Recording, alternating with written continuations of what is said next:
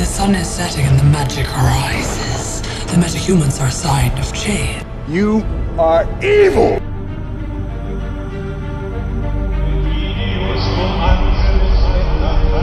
Hundreds of thousands are gathered in St. Peter's Square for conclave. It is on this night, in Vatican City, that an ancient ritual is taking place. The new pope is yet to be selected as we see the black smoke coming from the chimney of the Sistine Chapel. The entire world is watching and waiting.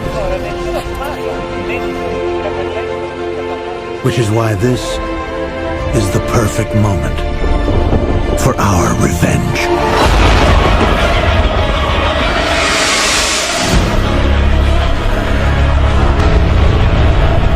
Offer your souls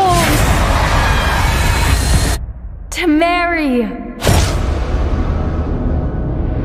Holy Mary, Mother of God, the Lord is with you.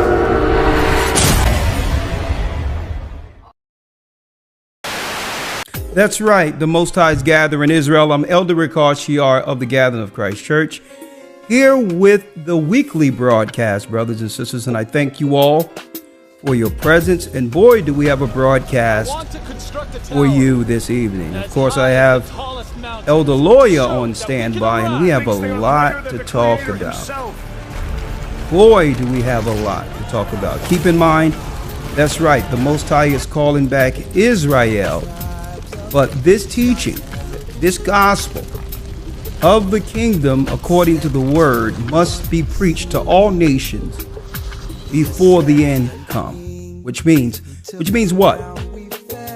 We as teachers within this Bible, ambassadors for the word of God, teach all races and nations of people. Of course, according to the doctrine that was implemented before the fall of our home, Jerusalem. But all in all, that's right. Just like the song lays out, folks. We're looking for the lost tribes of Israel. And the Most High is gathering the lost tribes of Israel. And this gospel is bringing the kingdom into this realm. Keep in mind, the Bible teaches that the kingdom cometh not by observation, that the kingdom of heaven is within you. Folks, it was in us the whole time. It was in us the whole time. Okay, no empire would have been possible without our people building it. And I'm not just talking about with our bare hands. Our brains and spirit. Folks, the kingdom has always been within God's people. Okay? And of course, they seek to dismantle any empire we build when our people begin to understand that, that's right, what we build belongs to us. And usually when we began to understand our power in connection with our God, the powers that be will begin and always begin to dismantle that empire. Okay? And that's where we are today. I'm going into this lesson from an entirely different angle than any of you may think. Okay? I'm going to attack this lesson from an entirely different angle. An angle that none of you probably would suspect, right? That's right. I have Elder Lawyer on standby. How you doing, Elder Lawyer? Let me bring you in first. How you doing? Shalom, sir. I'm doing well. Thank you. All right. Good to see you. Thanks for carving out some time. I know you wouldn't miss it for the world, but I'm glad. Hey, there's no other brother on earth that I would rather have by my side right now. Yes, sir. All praise be to the Most High. I'll tell you that right now. A true brother in Christ, and yes,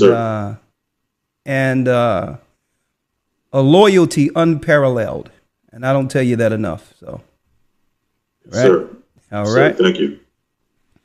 Here we are.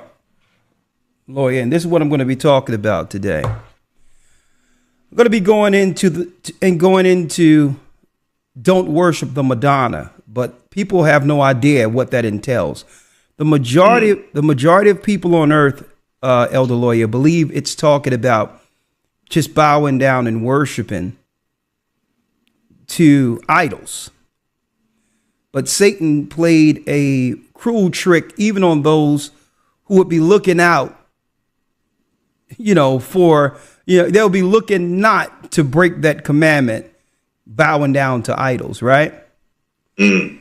So anyone in the church, Judeo-Christian or whatever the case is, will say, well, because I don't have an idol in my house and bowing down to it, obviously I'm not breaking that commandment, that first commandment, thou shalt not have any God before you. And thou shalt not make any graven image or bow down to it. Well, suppose Satan realized that and said, well, okay, since you're not going to bow down to the idol, this is what your people aren't looking out for. What if I make people the idol? And this is what I'm going into. Don't worship the Madonna today. Because I'm going to tell you, elder lawyer, and it blew me away. Of course, I'm going to be sharing some of this in the next academy, and I want you to go over a few of the academy lessons we're working on and to make them even better in a moment. But right now, at this present moment, I'm reading a document that was drafted out of Harvard University. Of course, I pay a certain fee under the university thing I have with the church to be able to download certain documents, right? And this document out of Harvard University itself, I'm going into, and what it's talking about, Cambridge University Press. Cambridge University Press, not Harvard. I stand corrected there. I wanted to look into the collapse of complex societies, right? And the more I read into this is going into all empires since even before the Egyptian Empire, right? The ancient empires of Babylon, and then the complexity of Rome, which learned, Rome in of itself learned from the mistakes of prior empires and built an empire that was never supposed to fall, right? Based on their observations of prior empires, they began to articulate and do what? Refine nation building as well as empire building to a degree where all nations would agree to keep the empire afloat. Therefore, minimal risk of collapse. See, it's one thing if you are just, I would say, a tyrant country, a country that all the world despise and is seeking to conspire against you.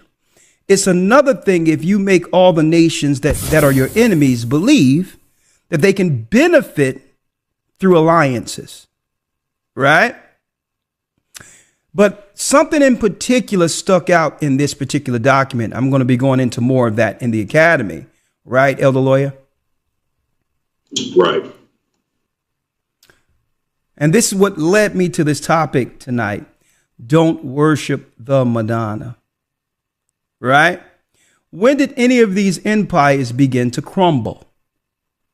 In essence, lawyer, and I'm going to go into it. In essence, when men and or women of any society began to desire a role outside of what the Most High intended from the beginning. When men started operating outside of their divine masculine nature. And when the women desire the power of the men, it toppled the society. One thing about the Grecians before the Roman Empire, right? The Grecians, even though they were dealing with Greco-erotica and all these things, right? And I love reading some of these white papers because it's, you know, it's eerie when you read these things and realize how close we are to total destruction here in America and in the Western world, right? But one thing stood out is that even though you had Greco-erotica and the Greeks dealing with all types of what you would call perverted behavior against the morality of the Bible when it comes to sexual behaviors, they were stringent on keeping those things private and not make it public. The mistake that Rome made was the fact that when it came to the roles of men and women, right? Women had a prominent role in politics and all that behind their men. But when it came to the role play of the theater, which was their propaganda, keep in mind, a lawyer, there weren't any radio stations, TVs, or whatever the case might be. So they didn't have propaganda like we see today through theater and movies. They had to do it on stage. Well, they had a thing based on the fact that all the money they were making as propagandists, the men in their society, the Roman men, would actually play women roles. Women weren't able to operate in the theater until well later, right? So that's where what you would call the dynamic came in that began to make what the Grecians kept private, public. And what I'm talking about in particular is the cross-dressing thing. Known as the Young Devil, Elagabalus was the most disturbing Roman emperor. He was just a 14-year-old teenager when he took the throne and became a prime example of how too much power in a young boy's hand can be devastating. He used woman-like horses to pull his chariots and took pleasure in hearing them scream as he whipped them. Elagabalus dressed up as woman and prostituted himself in brothels. He even established a brothel within his palace for it. He appointed people to positions of power based on the size of their penis. Once he let snakes loose on the audience at the gladiator games just to watch how they panicked and fell victim to poisonous bites. He forced high-ranking nobles and senators to work as prostitutes in a street-like feature inside his palace called Whore's Lane. He performed inhuman torture on his female servants. He whipped and beat them, used sharp objects to cut out their flesh, poured boiling wax on their body, and pierced their body with needles. His foul deeds became so intolerable that his own grandmother ordered his assassination.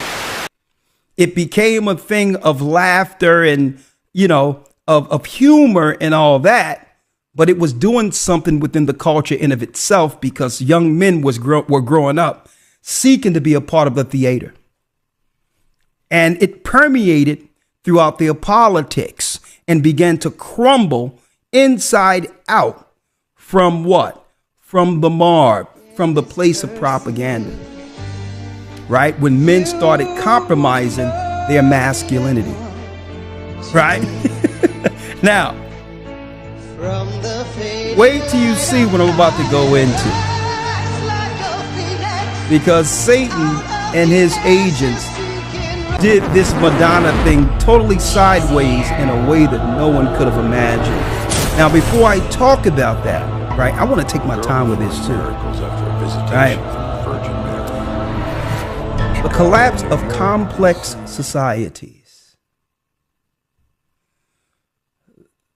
Man, listen, I got this. I went and downloaded this one.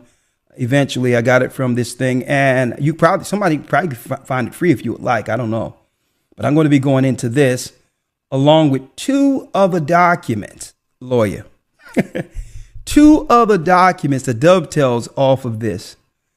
It's going to blow it away. Right. You would be surprised. I know you probably wouldn't know, the lawyer, how close we are to a collapse.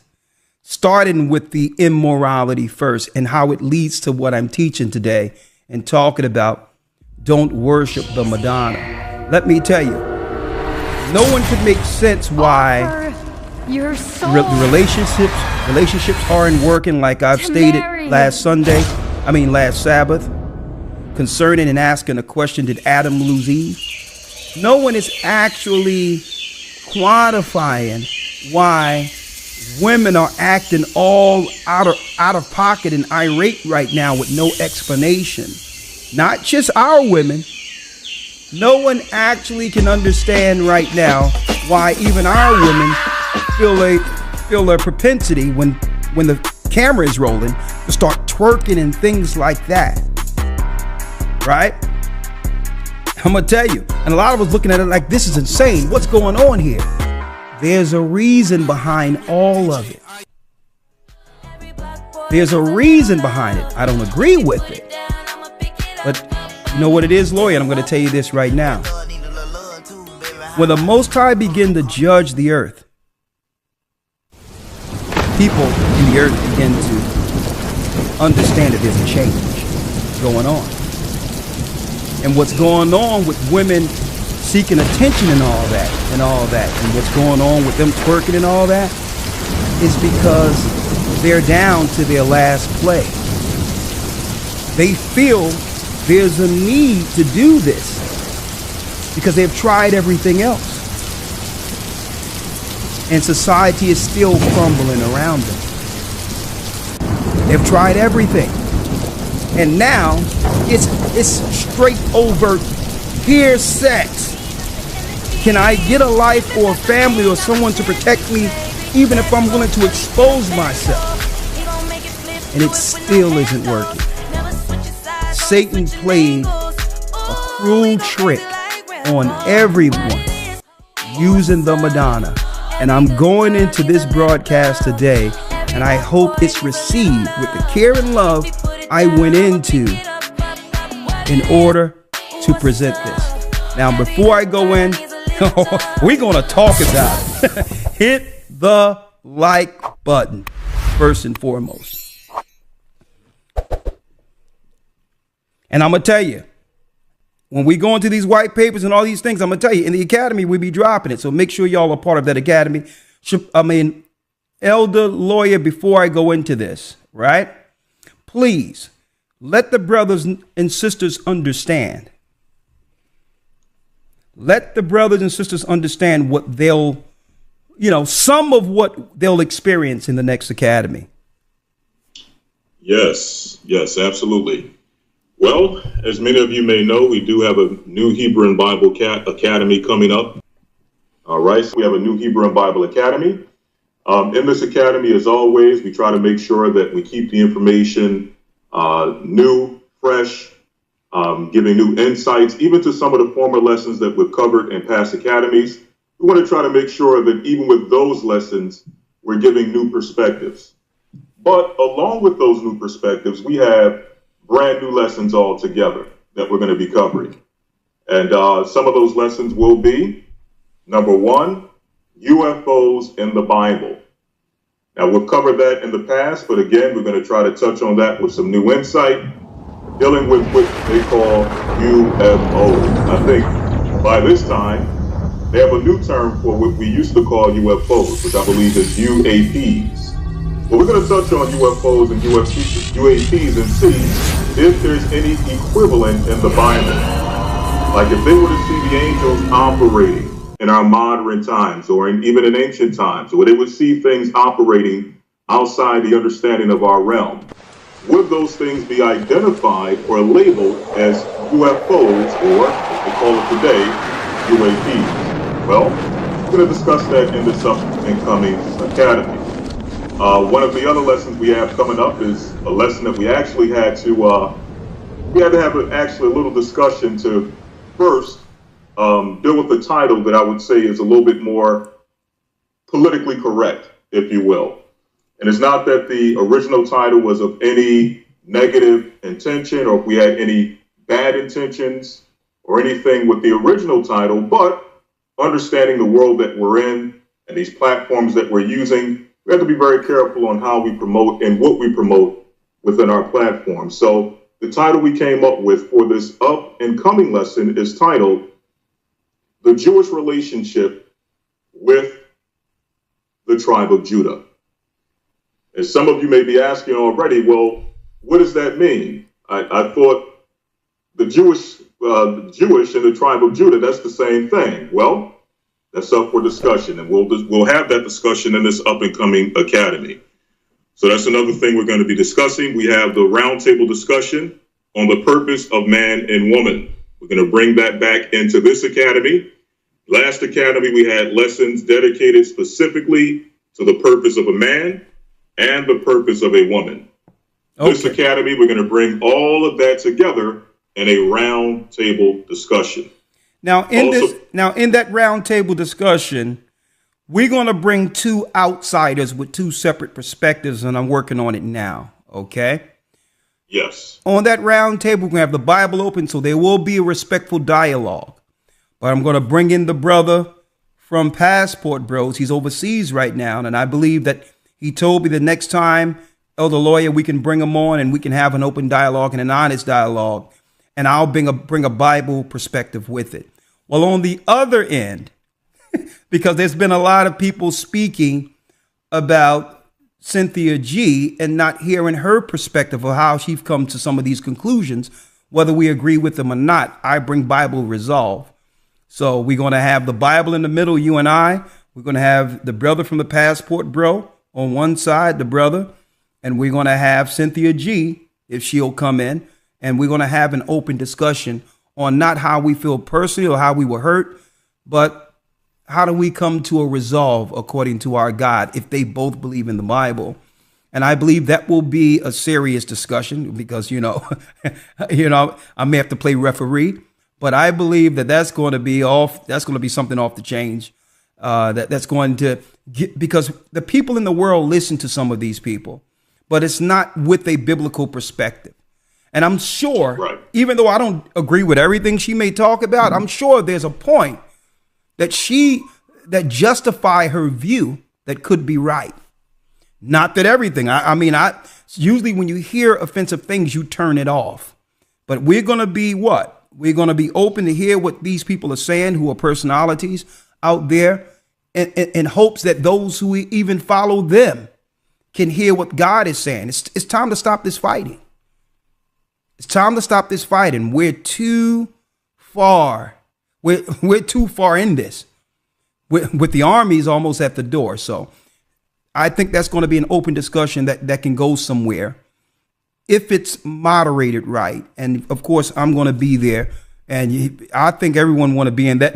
They're going to want to be in it just for that portion to hear these perspectives all together from either side. At first, of course, I was thinking about other people, but I'm like, well, no, I'm not going to go that way. I'm going to keep it classy, in a way where the Bible can resonate and speak. So that's going to be a like my son say, a banger. And we may have to take pieces of that and just make that a small series and put it up, but it's going to be good.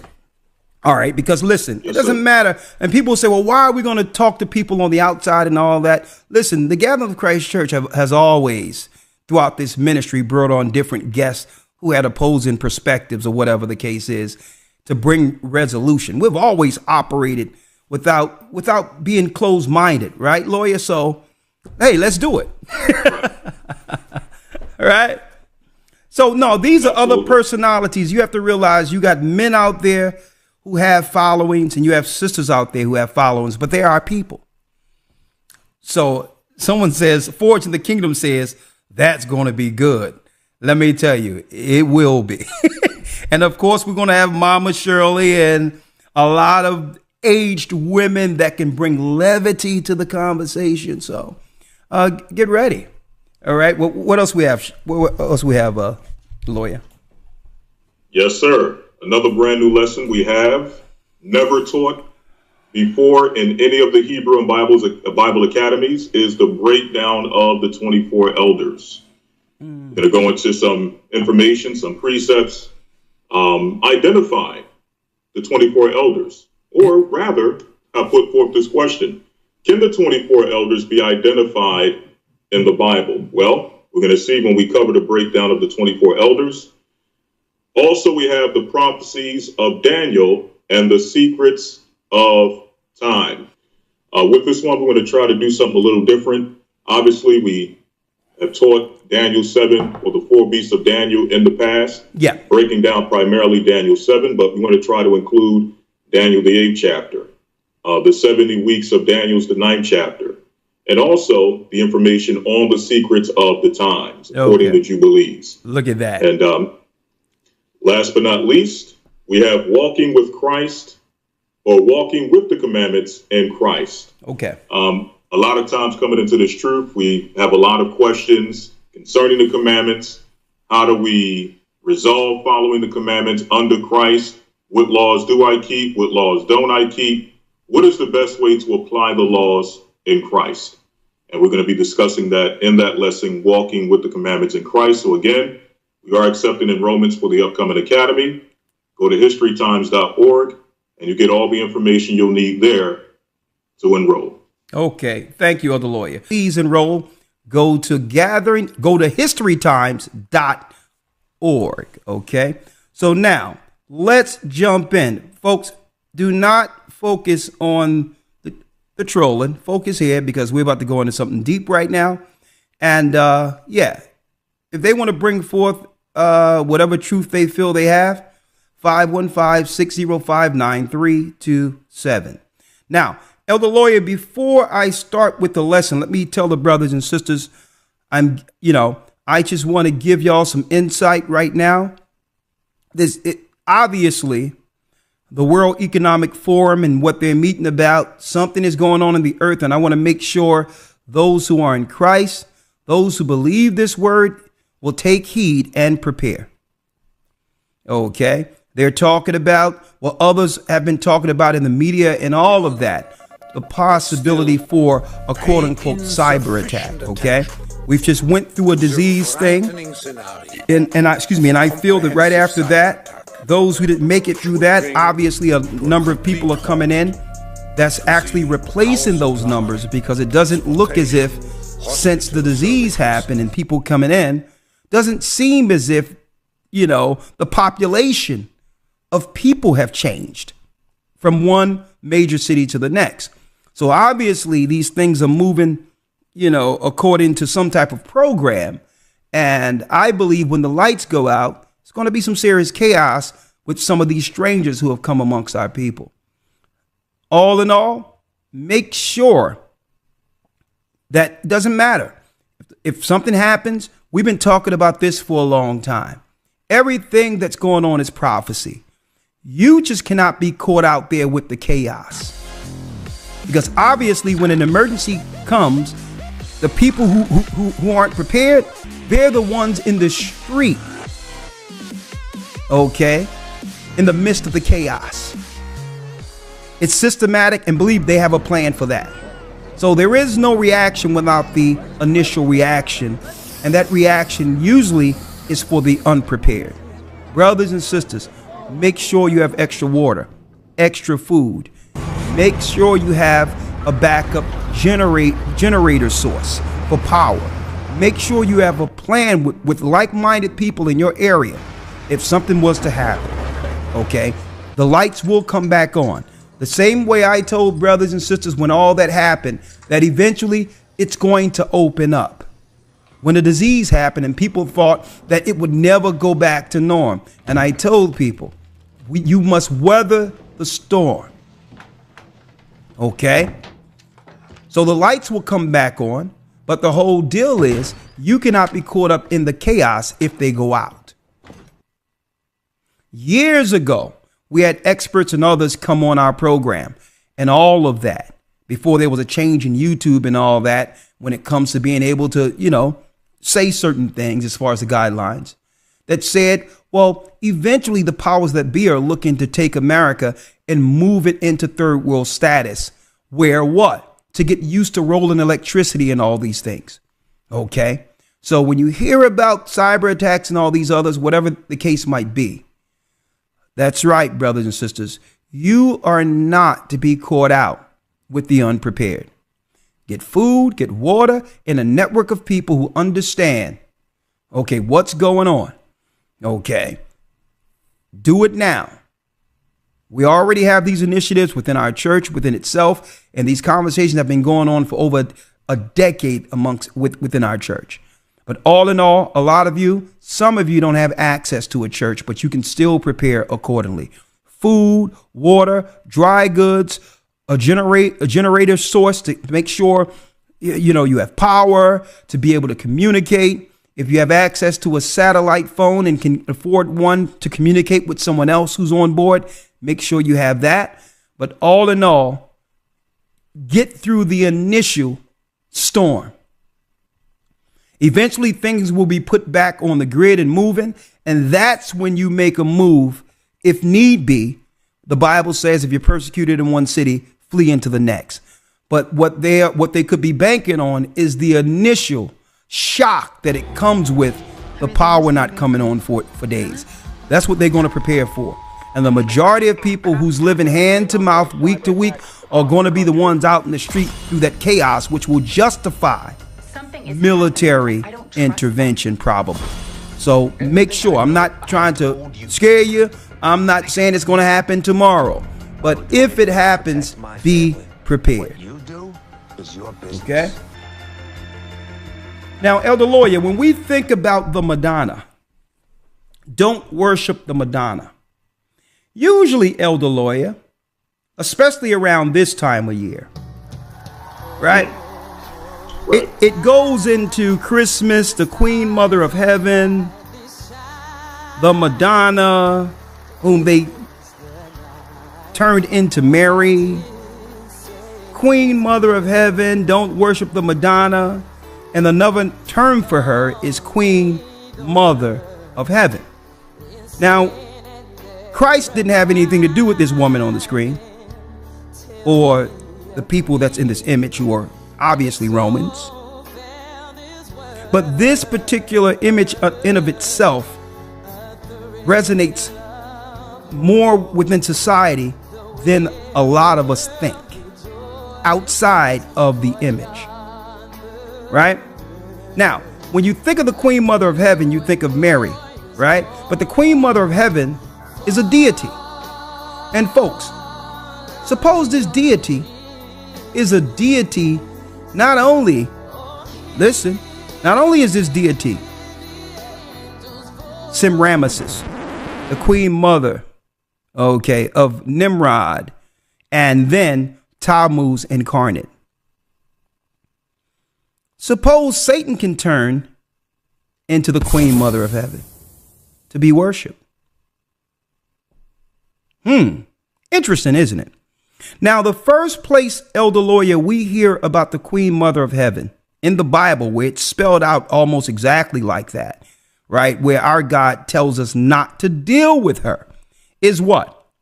Is in the book, let's get it, Elder Lawyer, in the book of Jeremiah, if you can, real quick. Yes, sir. Let's get that real quick and show them. Because for some reason in our modern times, people have come to believe that the Queen Mother of Heaven, or the worshiping of Mary, is a good thing, right? But let's go there first, right? Let's go there first. Now, let me make this clear, all right? With me going into this, I'm not personally attacking anyone who may be operating under the pagan belief or the worship of Mary in the Catholic Church. You probably grew up believing it was Mary, just like we did. But it's time to shake yourself from pagan worship to serve the true living God and his son. Right? Let's go to Jeremiah 44, because you're going to hear a lot about this Queen Mother of Heaven right here. You're going to hear a lot about her soon. Talking about her having a baby and being, being honored with the baby in the manger. But that has nothing to do with Christ and or Mary. Elder Lawyer, if you may, let's go to Jeremiah 44. I'm here, if you will. And let's read this real quick. Jeremiah 44. And let's start. Start maybe around 15. Around 15. 15 is fine. Let's go. Yes, sir. Then all the men which knew that their wives had burned incense unto other gods, and all the women that stood by, a great multitude, even all the people that dwelt in the land of Egypt and Pathros, answered Jeremiah, saying, As for the word that thou hast spoken unto us in the name of the Lord, we will not hearken unto thee. So here it is. They said, we will not hear you, prophet Jeremiah.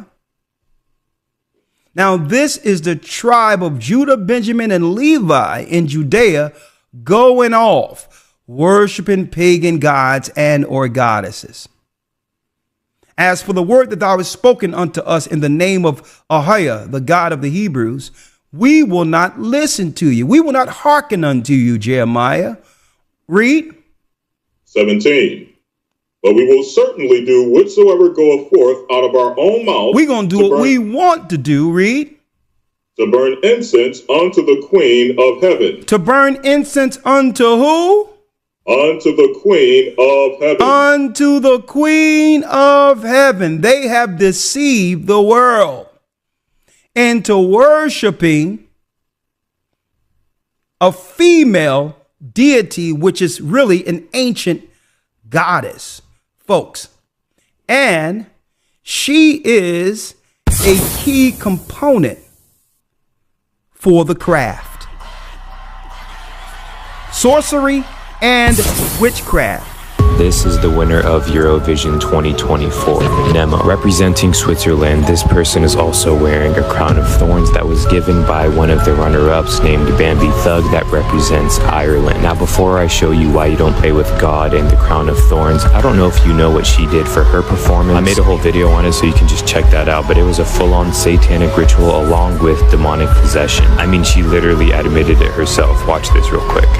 Do you know what makes me special? I'm a queer. And I'm a witch! Alright, sorry you had to see that, but Nemo goes up on stage and he grabs his award for getting first place in the whole contest. Once he claims it, he goes out and celebrates in front of the stage, and just look what happens. Once he places his trophy on the ground, it shatters.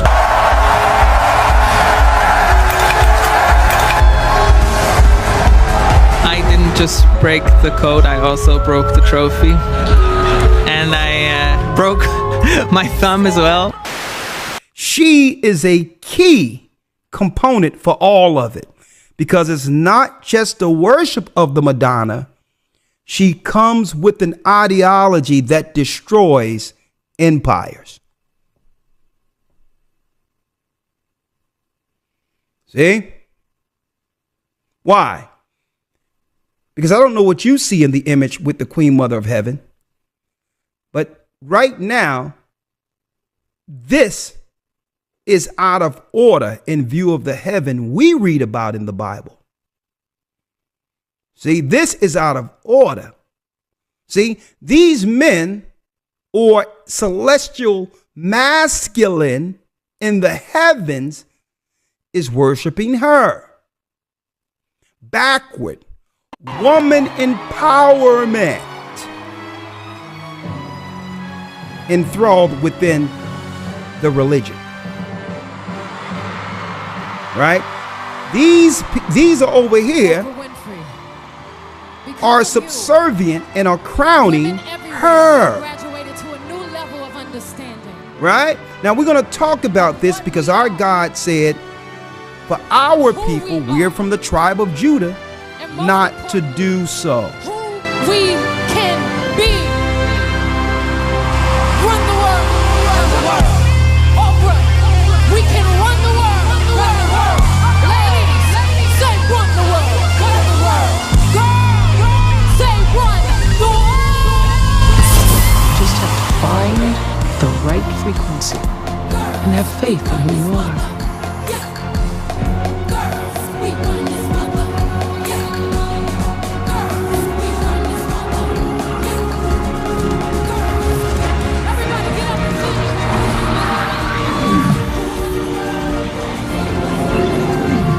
Let's find your father. Shall we? That's Oprah Winfrey and Wrinkle in Time. Oh, the kids are so cute, huh? Well, It's the new Wizard of Oz, and I and Reese and Mindy, we're the Glindas. You play Mrs. Witch, I'm but Mrs. not Witch. Witch with a T, but It's WHICH. Yes. So it's Mrs. Witch, Mrs. What's It, Mrs. Who, and it's a fantastical film.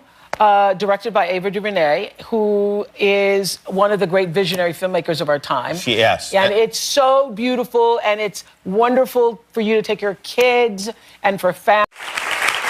Toil and trouble. That's what's been bubbling across this country ever since the new movie, The Witches of Eastwick, started production last year. Witches throughout America are outraged by the film's portrayal of them. Many people have seen The Witches of Eastwick and view it as just a lighthearted, funny, amusing, entertaining. Jack Nicholson is wonderful, and say that they don't come away feeling that witches are bad.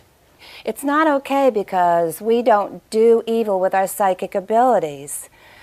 And that's what it's portraying. And our psychic abilities are part of our way of life. It's part of our religion, our art, our science. There was a movie that just came out for children called My Little Pony.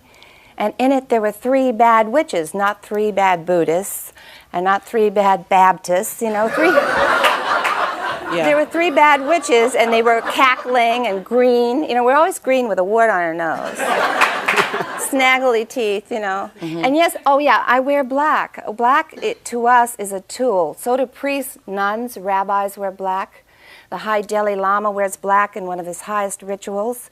We've done this, and this is one of the recorded things about witchcraft from the Celtic tribes, is that we wear long black robes. And I chose to do that because it's a statement, it's a political statement, and that's why I do it all the time. We brought with us the sense of healing, the sense of using our psychic abilities. We wear black because it's a tool. It's like wearing a rainbow. It draws in light, so it helps us to be more balanced and psychic. We use our tools. We emulate our gods and goddesses by dressing and wearing makeup, and that's our emulation. Would you agree, though, Dora, that just as there are good Baptists and bad Baptists, and good Catholics and good Buddhists and bad ones, that there are good witches and bad witches who perhaps do practice evil? I think that there are people who try to practice evil of all persuasions. Right. I don't know if the problem is that they are actually practicing evil or that they separate their own badness. I think everybody has within themselves dark and light. I think that too. And if they think that they're practicing evil, what they're actually doing is they're separating their shadow from themselves and projecting that onto something else. Let's read this again. Yes, sir. Jeremiah 44:17. Read. But we will certainly do whatsoever thing goeth forth out of our own mouth to burn incense unto the Queen of Heaven and to pour out drink offerings unto her, as we have done, we and our fathers, our kings, and our princes in the cities of Judah. In the cities of Judah, read. And in the streets of Jerusalem. For then had we plenty of victuals, and were well, and saw no evil. Read. But since we left off to burn incense to the Queen of Heaven, and to pour out drink offerings unto her, we have wanted all things, and have been consumed by the sword and by the famine. And by the famine. So obviously worshiping the Madonna led to the fall of our power and land, Israel. So of course they would institute the same worship in all the lands our people would serve, where our people would be scattered through the diaspora. They would set up the same worship that led to what? That led to the destruction of the men. The worshiping of the Madonna. It was a cult that destroyed the fabric of family, traditional family. The worshiping of the goddess was actually woman empowerment.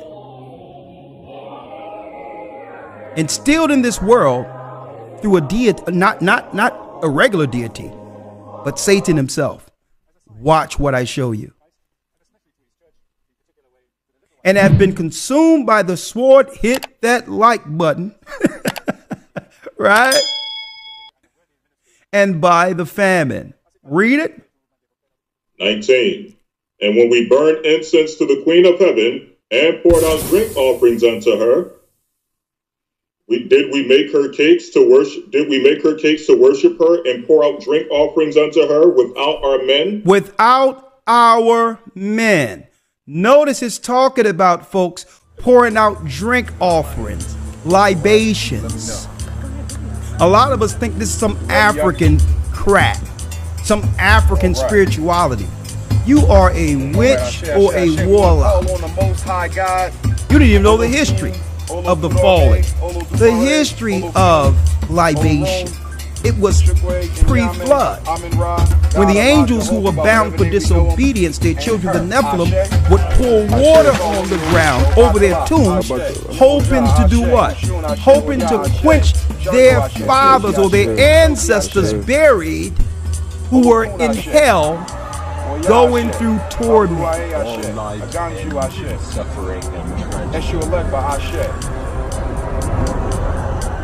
Did we make her cakes to worship her and to pour out drink offerings unto her without our men? And it says without our men, because why? The Babylonians and others began to tailor this particular time of year towards something the women would be looking forward to from year to year as a tradition. So they targeted the women. They marketed at that time to the women so that even if the men didn't want to be involved, the women were saying, well, listen, I'm going to have my Christmas.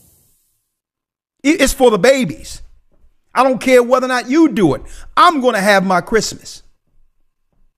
Not realizing back then this was a divide between the woman and man, because the woman was supposed to follow the man lead.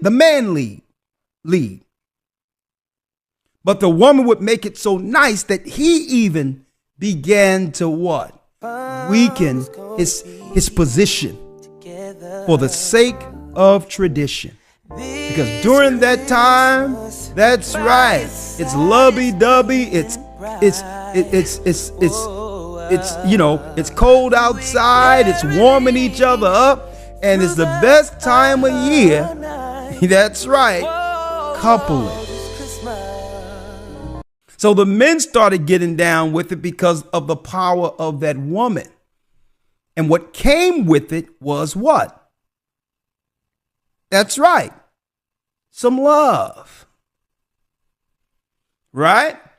So here it is. Magic through tradition has begun to do what? Destroy the power of our strong men in Jerusalem. So when we decided not to do it, the men, the women say, I don't care, I'm going to do it without you. Go out to war, go out and do what you got to do. I'm worshiping Mama. I'm worshiping the Madonna. Now, back then, it was a black Madonna. Right? So it was about taking power from the men. We dovetailing off of Did Adam Lose Eve last week? But folks, it didn't stop there. You thought Satan was going to stop with Adam and Eve? Huh? Let's go back, read that last piece before I go to the next bullet point. The next point. Read it. Yes, sir. Jeremiah 44, verse 19. And when we burn incense to the Queen of Heaven and pour out drink offerings unto her, did we make cakes to worship her and pour out drink offerings unto her without our men? Read.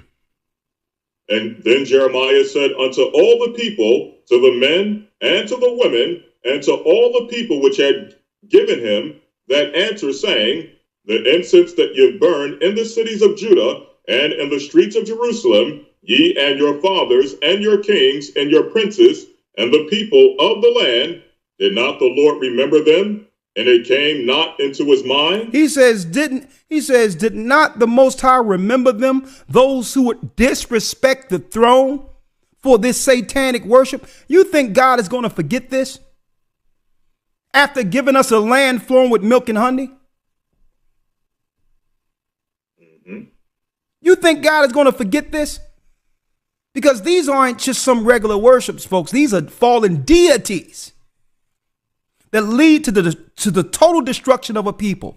And this is why the other nations cleave to these gods and goddesses under these false religions. They cleave to them because why? When the children of Israel fall to these deities give them power to rule over us as masters. It's about power in these religions. They wouldn't be worshiping if their religion and the gods they serve didn't give them power over us. Okay, so they're not worshiping something just as a way of life or just a belief system. No. Their governments is attached to their religions. They understand with that religion, there's a source of power that's given them over the children of Israel. The only thing they would need to do is to convince us to serve their gods. Read the next verse. Yes, sir, 22. So that the Lord can no longer bear because the evil of your doings, and because of the abominations which you have committed, therefore is your land a desolation and an astonishment and a curse without an inhabitant, as at this day. Because you worship the fallen, evil, wicked Madonna, you and your family, the men, women, and children, will go into exile. The land of Israel will become desolate of its children, to a degree where two strangers will be fighting over the land while you're scattered, not even realizing you are the people. So of course, every place the Romans would go, they'll set up the Madonna. Why? Because this is what led to our fall. See, but that wasn't enough for them, Elder Lawyer. Why? Because when we start to figure this out, we would put down the image of the Madonna, right? But we'll keep the ideology, we'll keep the religion, the pagan, satanic, Jesuit, Christian religion that came with the image, not realizing that it's a cult, right? Heilbronn timeline of art history, the cult of the Virgin Mary in the Middle Ages. See how they twist things upside down? When you learn the truth about this so-called virgin, which is only a satanic symbol that leads to woman empowerment and the destruction of men, when you realize what it is, you call it a cult. I mean, they'll call you a cult when they were known as the cult.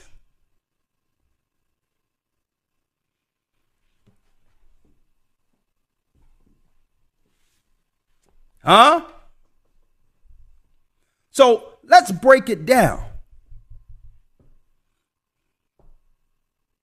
Let's break it down, Elder Lawyer. So they realized that eventually our people would figure out that that old virgin thing and everything they taught about that is a lie. They would realize it was a secret cult that was worshipped amongst the pagans under Mithraism. And folks, they could only bring this lie out in full view only after our people lost Jerusalem. We fought against this ideology because we understood in the Hebrew and in the Greek, virgin has a different definition opposed to what they're teaching. What they're teaching is about the Queen Mother of Heaven, which is an evil deity that they have cloaked under the name of Mary and or Christ. And guess what? You know what? They don't even hide it. Look. Coronation of the Virgin. Queen of Heaven and Earth. Venerated in the Catholic Church. Venerated. Now, Christ didn't have nothing to do with the Catholic Church. Let's make this clear. The Vatican's been tasked Venerated in the Catholic Church. This is the same symbol of woman empowerment that destroyed the men and led to our fall as a people. Why? Why is this ideology so destructive? Even when you go to Jeremiah 10, there's an idol that's connected to those who are under her vibration, which is a tree. That tree has become an idol that everyone is paying for right now, not realizing you're bringing a spirit in your home. But I'm not here strictly, Elder Lawyer, to talk about that. Right? Let's go way back, because I have a book that was drafted that comes from some extra biblical text, Elder Lawyer, from the 1800s. Right? And I'm going to just take a few excerpts out of this. Right? I wanted to go over this last week. Sabbath, Lawyer, but I was out of time. Really didn't have no time to dive into it. So I'm going to just bring this all together when it comes to the Madonna. Right? What is the true spirit behind it? The book of Adam and Eve, and I also downloaded this from the same, I have an account with certain universities and all that I utilize for the academy, but I wanted to show this piece out here. I'm going to be using this also in Tracing the Serpent Seed, week 2 in the academy. Okay? But let me talk about this. The book of Adam and Eve and the conflict of Adam and Eve with Satan. Right? Now, this is where I'm going to go in particular. Right? Let me show you here. Right?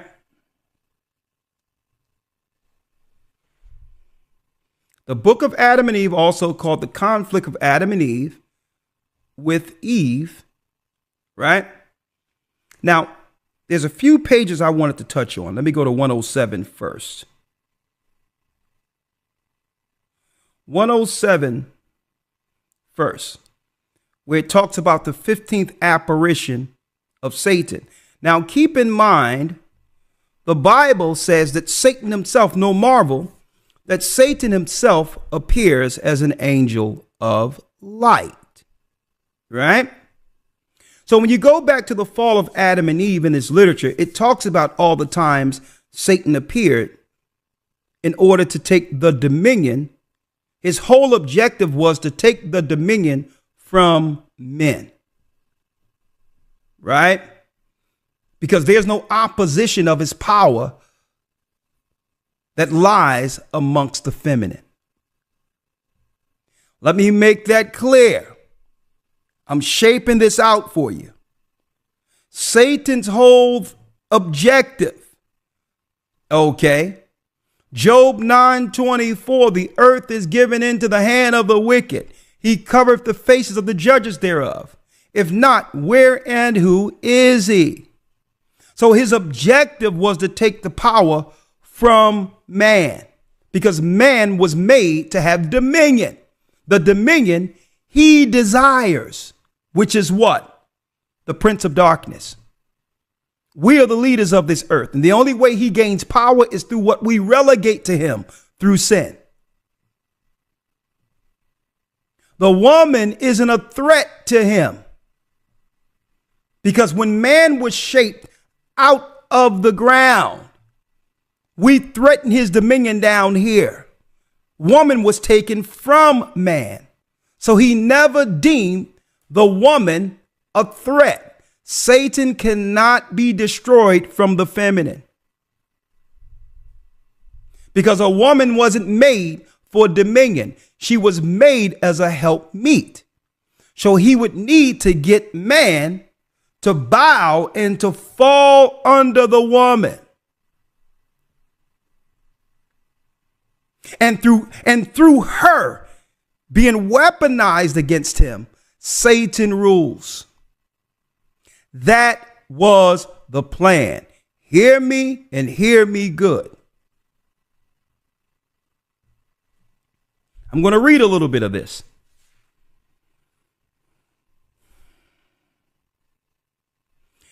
Then Satan, right here, the hater of all good, when he saw Adam thus alone, fasting and praying. This is after 40 days and 40 nights. As a matter of fact, let me go up here before that. No, I'm going to go straight here.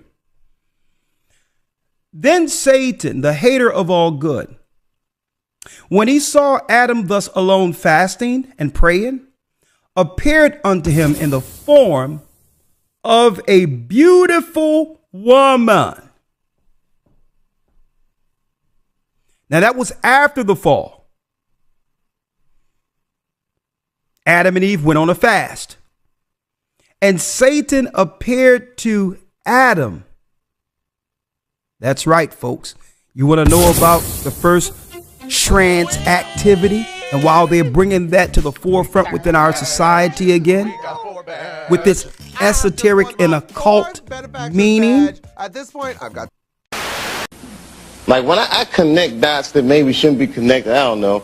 But certain dots, like when I see that they put every black man in the movies in a dress at some point in their career, I'll be connecting them down like, wow, all these brothers got to wear a dress. This happened to me. I'm doing a movie with Martin. Yeah. The movie's going good. So I walk in the trailer. I'm like, man, this must be the wrong trailer because there's a dress in here. They come in. The writer comes in. I think he's the writer. He's like, Dave, listen, we got this hilarious scene where Martin's sneaking out of jail. So he disguises you as a prostitute. And you put this dress on. And, what? A prostitute? Nah, I'm not doing that. I don't feel comfortable with that. That should have been in the discussion. What? You don't feel comfortable with it? I mean, it's a hilarious bit. All the greats have done it. So, well, if all the greats have done it, it's kind of hacky, right? You're right. So why don't we just not do it? Because I don't feel comfortable wearing a dress. Oh, come on, Dave. Listen, we got it all set up. We're supposed to shoot. Every minute you waste costs this much money. You know, the pressure comes in. He said, I'm not wearing no dress, man. I'm funnier than a dress. Just give me something funny to say. I don't need to wear no dress to be funny. Am I Milton Berle? You know, we're going like this.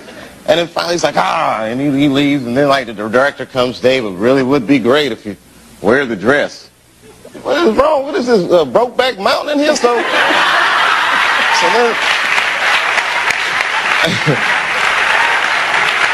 wear the dress. I don't want to wear the dress. I want to wear this dress. You know what I mean? This is, oh gosh, this guy's so difficult. They leave.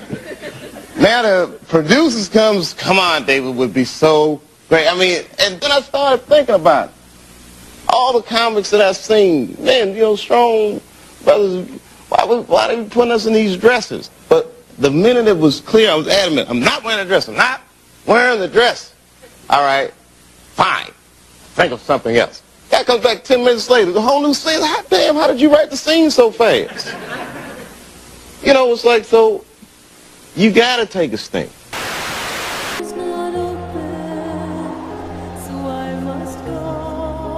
The Madonna, even back then. Then Satan, the hater of all good, when he saw Adam thus alone fasting and praying, appeared unto him in the form of a beautiful woman. Let me drop it for you now. To take his power. Who came and stood before him in the night of the 40th day and said unto him, O Adam, from the time you have dwelt in this cave, we have experienced great peace from you, and your prayers have reached to us, and we have been comforted about you. Right? So he came as a celestial because, like I've mentioned many times, the heavens have male and, not male, but masculine and feminine celestial beings. Folks, he appeared as a Madonna. But now, O Adam, that thou hast gone over the roof of the cave to sleep, we have had doubts about thee, and a great sorrow has come upon us because of the separation from Eve. Because he told Eve to fast on one side while he fasts on the other side, in hopes that the Most High would let them both back into paradise. Right? Now, let me show you what it says with the next one here. Check it out. Right? Let me show you something. Right? Let me go back here. One other thing I want to show here. One other thing. Because the Most High reprimanded Adam here, right? And says what? Do you think that God would take the form of a woman? Do you think that I would do anything dark and evil? Do you think I would do anything dark and evil and destructive? Listen, check it out. Do you think would God take the form? Listen, would God, right here, let me show you. Would God take the form of a woman? He reprimanded Adam. You think I'm going to take a form of a woman? Is there anyone stronger than God? And can he be overpowered? See then, O Adam, and behold him bound in thy presence in the air. So the Most High bounded that worm, Satan, the god of this world, before Adam and say, listen, this is who was tricking you the whole time. See then, O Adam, and behold him and bound in thy presence in the air, unable to flee away. Therefore I say unto thee, be not afraid of him, henceforth take care and beware of him in whatever he may do to thee. Huh? So an extra biblical text, brothers and sisters. Satan comes in the form, listen, from the beginning, he come in the form that would weaken men. Even in the Matrix, it said, Neil, look again, the woman with the red dress. Were you listening to me, Neo? Or were you looking at the woman in the red dress? I was. Look again. Who's it? The Madonna.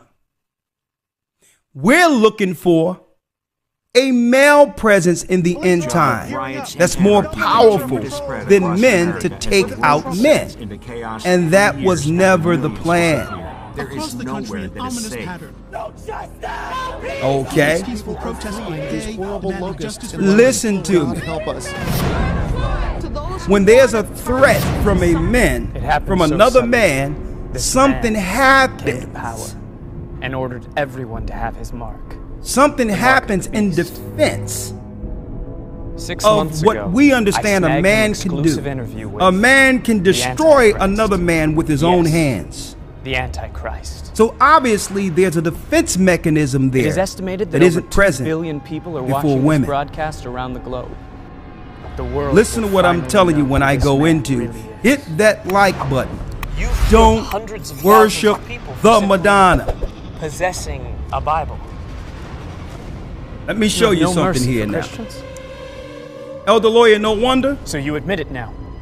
You Let's are go the there in Antichrist. Corinthians where it says, no wonder Already Satan millions himself have appears as an angel of light.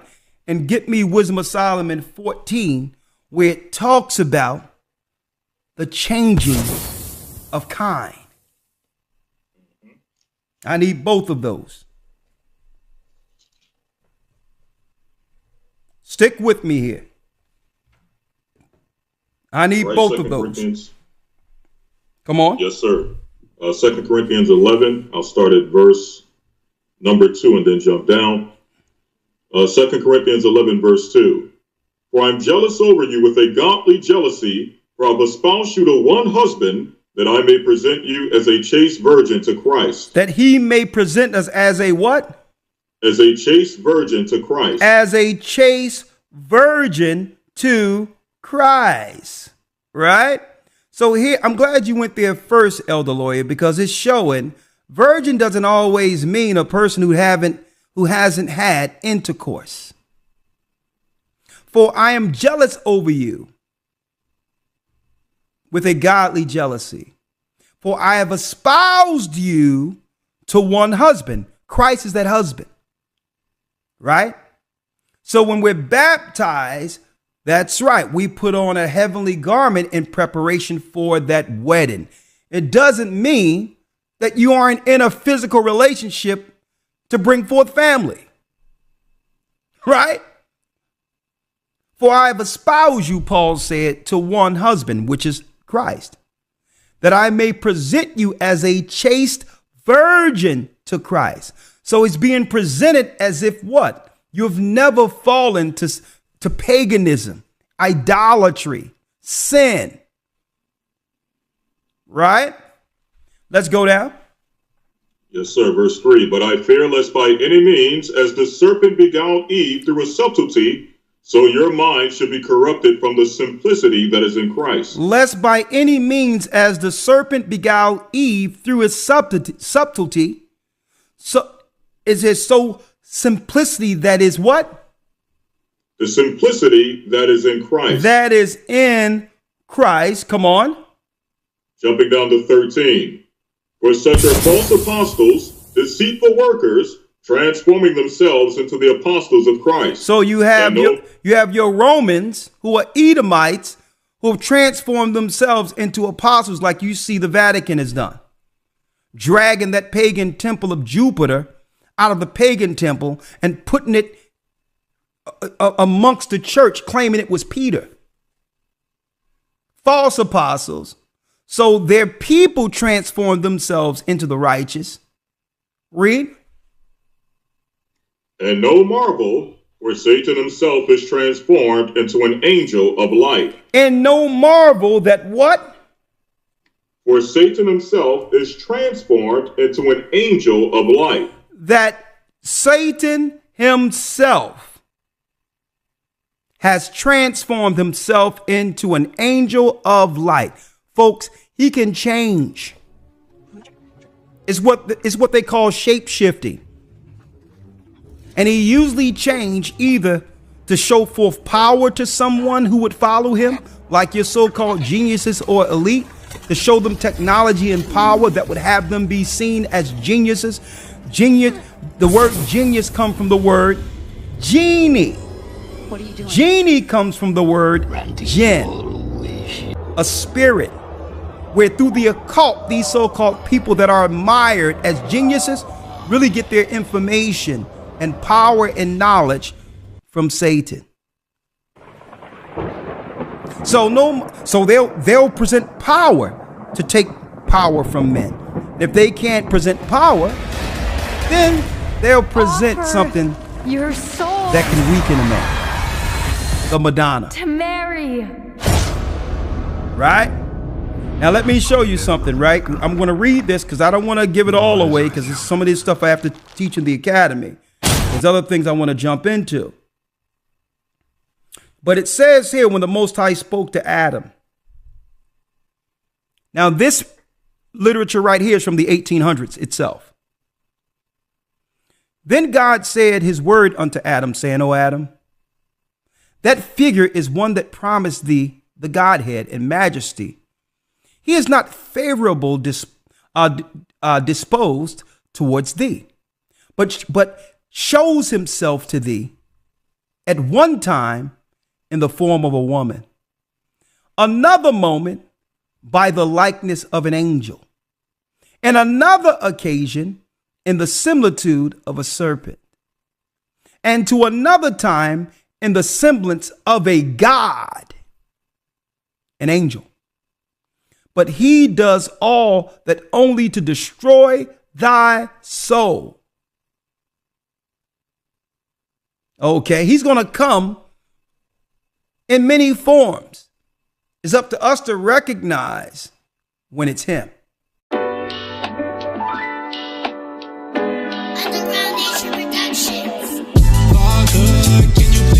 Sometimes we gotta sit back and reflect. Can you please guide me? And think about what brought us to this moment. Realize the Most High was always there, even when we couldn't see ourselves. You saw right through us. Yeah. I choose you because you chose me. And I ain't about looking back on my movie and how you truly saw the beauty. All I saw was a rock, you saw the ruby. Saw through me. I don't even know myself, but you knew me. You knew me.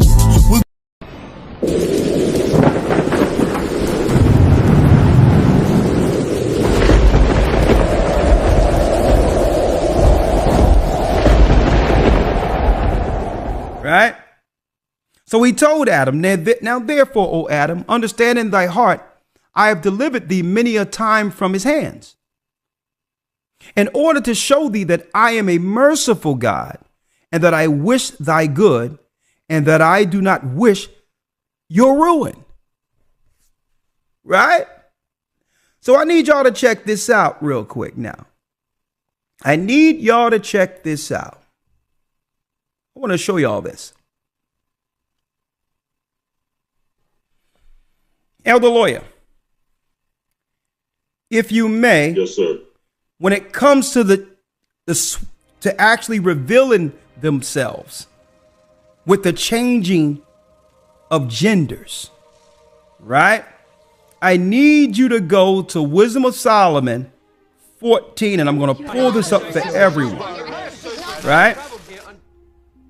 Because Satan used women or the image of women accept yourself as a proxy to attack men. I'm proud. He's threatened by the power of men. Why? Because the Most High gave man dominion and not women. He cannot lose his dominion to women. So he has to weaponize the woman to keep the man from his power. Right? And by doing so, he have to promise the woman something. And the only thing the woman can desire is the power that comes with what she sees in a man. But by doing so, it destables society. See, it's an imbalance. And every society up until this time understood that if you begin to disturb the balance between man and woman, it won't be too long before the fall of that society. And I'm reading on it right now. All of the empires that fell, and it happened the same exact way. Because Satan cannot actually give Eve the power that Adam can give her. And that only comes through femininity. The only thing Satan can promise Eve or the woman is the power she witnessed in men. He can't promise her nothing outside of that, because he's the God of this world. And the greatest power comes through men. Why? Because dominion was given to man. So the only thing Satan can do to disable the man is to promise the woman what she witnessed as power. See? But if you do so, it comes with consequence. You're destabilizing the universe. And by doing so, something is coming into our realm to destabilize the society. Listen to and it's the worship of the Madonna. Let me show you what I'm talking about. Elder Lawyer. So with this Mary garbage they have out there, that comes with an ideology that's destructive. Okay? I need you now, Elder Lawyer, to go to Wisdom of Solomon. Hail Mary, full of 14. grace. Pray for us sinners. Yes, sir. now Wisdom of and Solomon at the hour of 14 and 21. Okay, let's get there. This is not the work of the Virgin Mary. First, I was about to say go to 21. You're the other. Right? Let's read it. Yes, sir. Wisdom of Solomon 14:21. Yeah. And this was an occasion to deceive the world. And this was an occasion to deceive the world. What? Putting up a false image of Christ. But you thought he was going to stop there? With that white image? Satan didn't stop there. This was an occasion to deceive the world, read. For men serving either calamity or tyranny did ascribe unto stones and stocks the incommunicable name. Moreover, this was not enough for them, that they erred in the knowledge of God. So not only, hold up, Elder Oya, not only did they put up a false image, they came with a false doctrine that had nothing to do with our forefathers, had nothing to do with the Bible, had nothing to do with Christ. Their whole point in grabbing the Bible or taking hold to a book that didn't belong to them was to philosophize and use it to keep us enslaved through their philosophical view and teachings of it. To teach themselves as the authority and make our people Gentile. They err in the knowledge of God. Your slaves sure do know how to behave. And this is why anytime you question their practices, right, they have to do what? They have to do verbal gymnastics, because there is no resolving or teaching while other or bringing any type of credibility to why you are missing the seventh day of the week as the Lord's day. That you're celebrating Christmas when we all know it's pagan. This is why they have to use verbal gymnastics when you ask them simple things that the Bible is against. Practices that they're doing right now, they'll look at you like, well, it's in my heart. Well, God ain't dealing with your heart. He gave us the law, not your heart.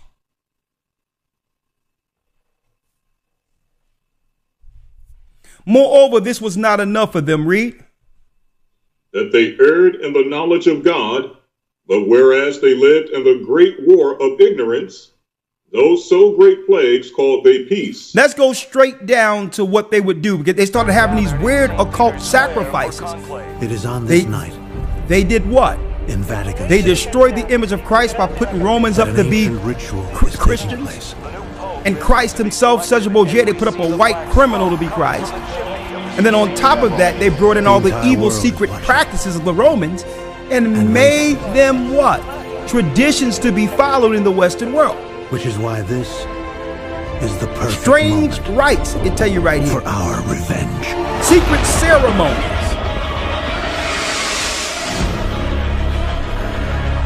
Let's go down. Let's go down to where it says changing of kind. So 25. A matter of fact, let's read 25 and 26. Read it. Yes, sir. So that there reigned in all men without exception blood, manslaughter, theft, and the simulation, corruption, unfaithfulness, tumults, perjury, disquieting of good men, forgetfulness of good turns, defiling of souls, changing of kind. Changing of kind? What? Changing of kind. Transgender. It's an, Recently, it France comes, became the it 14th goes country straight to in the legalize beginning. same-sex marriage. Here in the United States, only 12 states, plus the District Right? of Columbia, To allow begin gay to couples disrupt marry. the norm. But more and more states are Have on deck people now to change their question laws. the norm. The social tide among Americans has shifted dramatically. In 1996, a Gallup poll showed that 27% of Americans supported gay marriage. Last year, that number had nearly doubled to 53%. Would you call this a social revolution or a cultural shift? Both. Both. I think it's interesting, we just talked about violence and gun control. I think that the more we as a nation have suffered, the more our hearts have opened. And we're more willing to accept what I personally think should have been accepted a long time ago. What do you think? I think it's a huge cultural change. I think back to when I was raised, no one talked about homosexuals. You didn't even, I didn't have an opinion one way or the other because I never even thought about it. People really didn't even talk about it. I read the New York Times and I see the pictures of the gay marriages.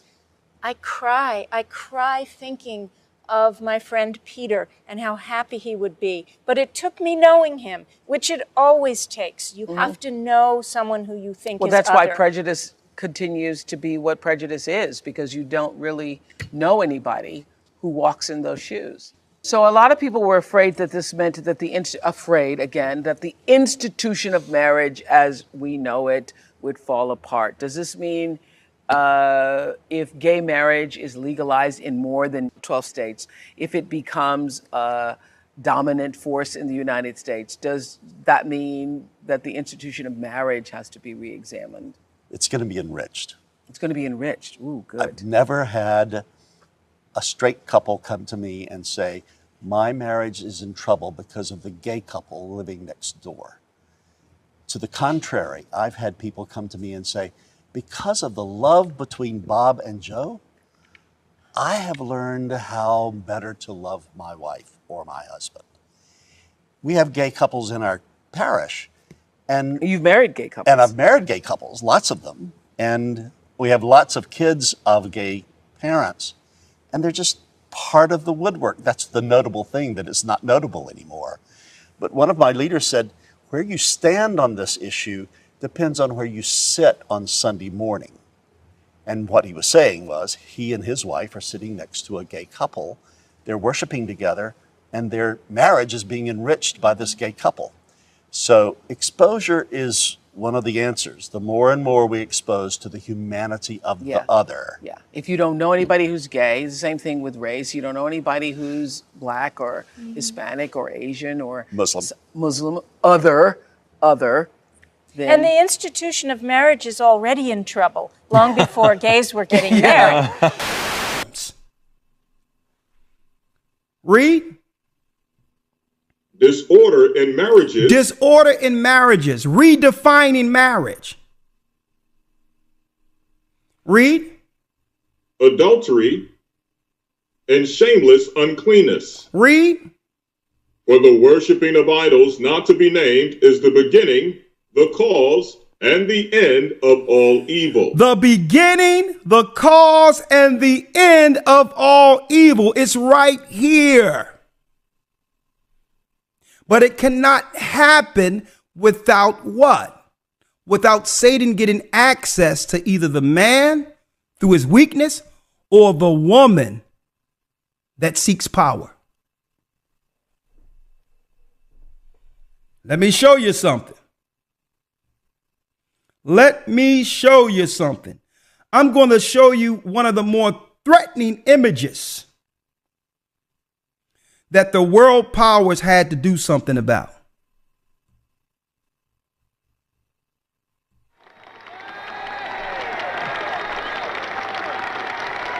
Why was this such a threat from a world's view? It was the first time since our people were brought over in chattel slavery that we had an international front of men where our women were proud to stand behind us. For freedom in the history of our nation. This is what you call taking back power. And they did it without what? They did it with an image. They did it without without any violence. It was the image that was threatening. Signed the Emancipation Proclamation. And what made this more so a more threatening scenario for them, opposed to Islam, the one they hate most of all was being exalted through the beliefs of these men. These men believed in Christ. Did they believe exactly what we're teaching now? Well, the seals weren't open at that time. But what they represented was strong men who believe in Christ, and eventually the throne would come through and speak to a generation after these men. They weren't worried about Islam. Why weren't they worried about Islam? I'm going to show you why they weren't worried about Islam. For the same reason they'll open up the borders for Arabs and set up mosques in our community, not in theirs. Well, let me show you something here. Well, the reason, brothers and sisters, they weren't threatened by Islam is because the Muslims, when you look at the history of Persian mythology before it turned Islam after Muhammad, well, they were worshiping the woman too. See that? The side of the Kaaba is the shape of a woman's womb. It goes back to getting our people to worship the Madonna.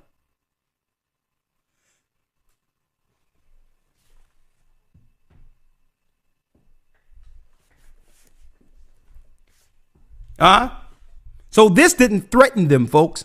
This religion right here, Esau got full power over this. He's working with Ishmael against us. This didn't threaten them. This did. This did.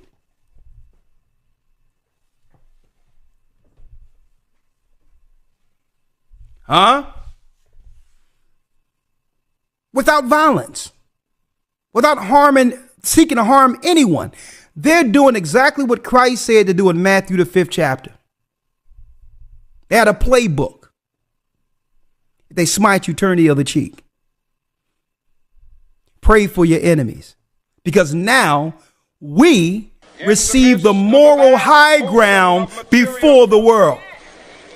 This nation will rise up and live out the true meaning of its creed. If we respond through provocation, they can use the response of self-defense to justify coming against us.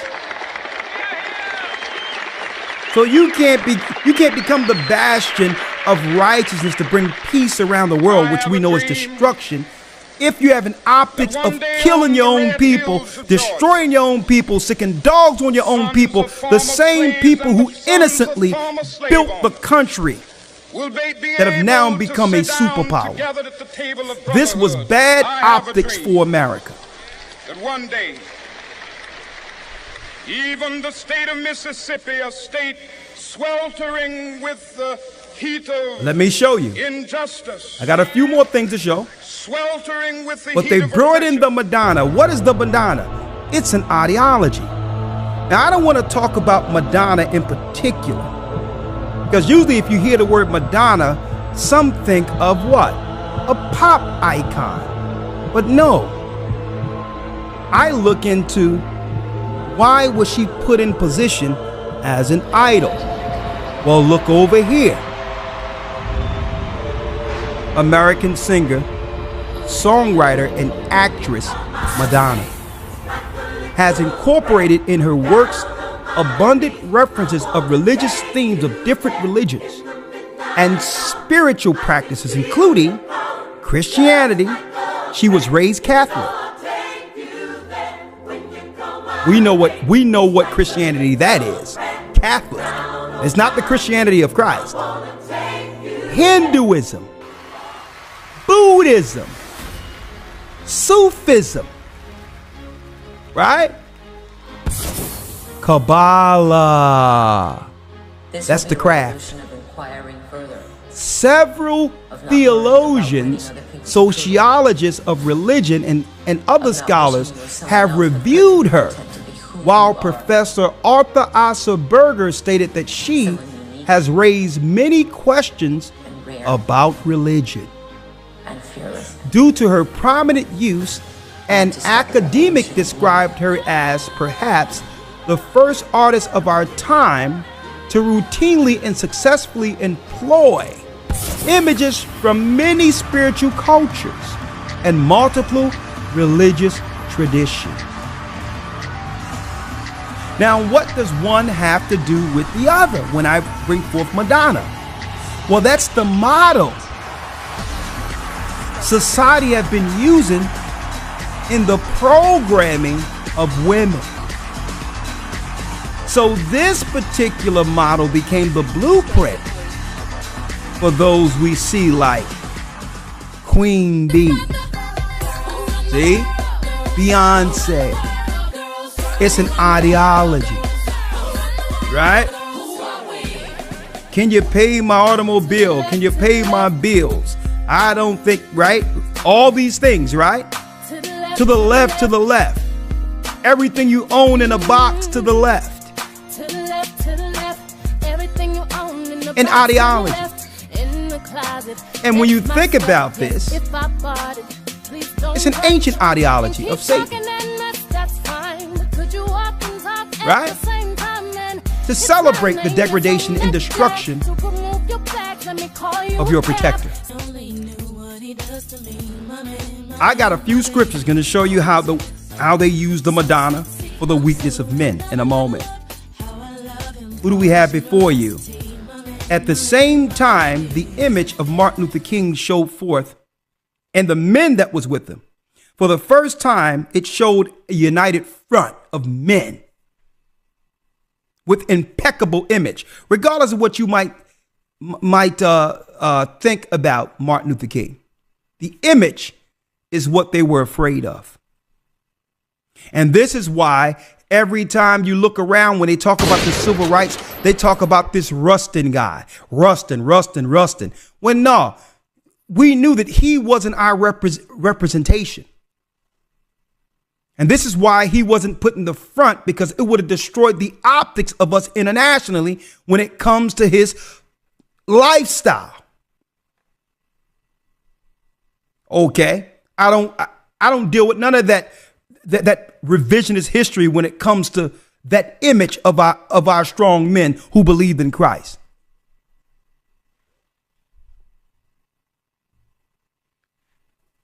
At the same time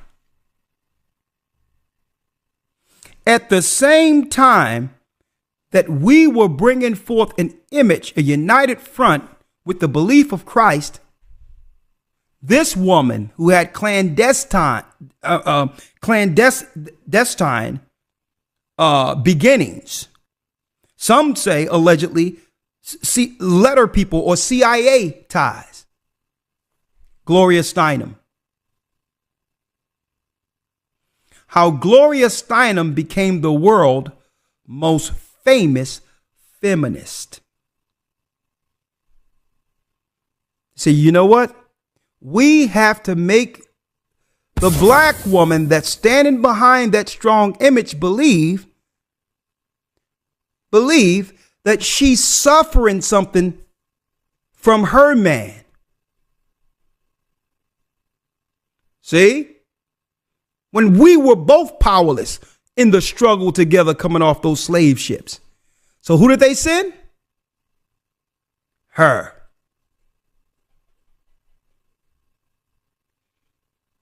I'm going to show you how slick this was. We go for civil rights, right? They finally give us civil rights. And the white woman say, well, hold up, I'm a minority. Based on me becoming marginalized with my own white man. So I'm a minority on the level of black men. Only so that white men can do an end around and have a girlfriend who's now a minority, get minority grants, minority money to start up his business.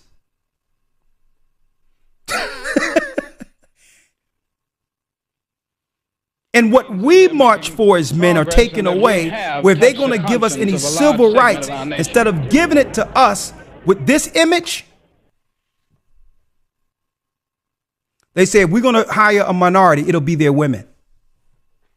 We're going to create competition, even though under the Moynihan report, it was to make the black man in position where his women aren't ashamed to be behind him. The original plan was to make sure the black man had jobs and what? Prestige as a professional amongst his people like a white man. That was the Moynihan report. They said, no, we need to stop this black man. We can't fund him. So we must divvy up civil rights. And if we give anything, give it to their women and build prison for their sons. One of the things they told me was that he was at the house one night, and we were talking, and he started laughing. He said, Aaron, what do you think women's liberation was about? And I said, I had pretty conventional thinking about it at that point. I said, I think it's about women having the right to work, getting equal pay with men, just like they won the right to vote, you know? And he started to laugh. He said, you're an idiot. And I said, why am I an idiot? He said, let me tell you what that was about. We, the Rockefellers, funded that. We funded Women's Lib, you know? And we're the ones who got all over the newspapers and television, the Rockefeller Foundation. He says, and you want to know why? He says, there were two primary reasons. And they were, one reason was we couldn't tax half the population before Women's Lib. And the second reason was, now we get the kids in school at an early age. We can indoctrinate the kids how to think. It breaks up the family. The kids start looking at the state as the family, as the school, as the officials, as their family, not as the parents teaching them. And so those are the two primary reasons for Women's Lib, which I thought up to that point was a noble thing. You know, when I saw their intentions behind it, where they were coming from when they created it, the thought of it, I saw the evil behind what I thought was a noble venture. Right? Now, where am I going at? Fair use. Lawyer, I want you to hear this, lawyer. I'm going to put it here so you can hear it too. Yes, sir. Fair use. Right? In defense of witches. In defense of witches with Mona Cholette and Gloria Steinem. Fair use. It's actually titled In Defense of Witches. Right? I'm going to let you hear it also, other lawyers. I'm going to put it here so that we all can hear it together, a little bit of it. And look who it start off with.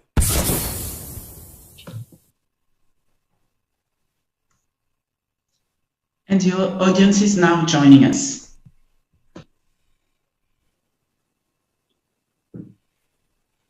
Our audience is now joining us in defense of witches. Gloria Steinem. Who is this, folks? She is the one.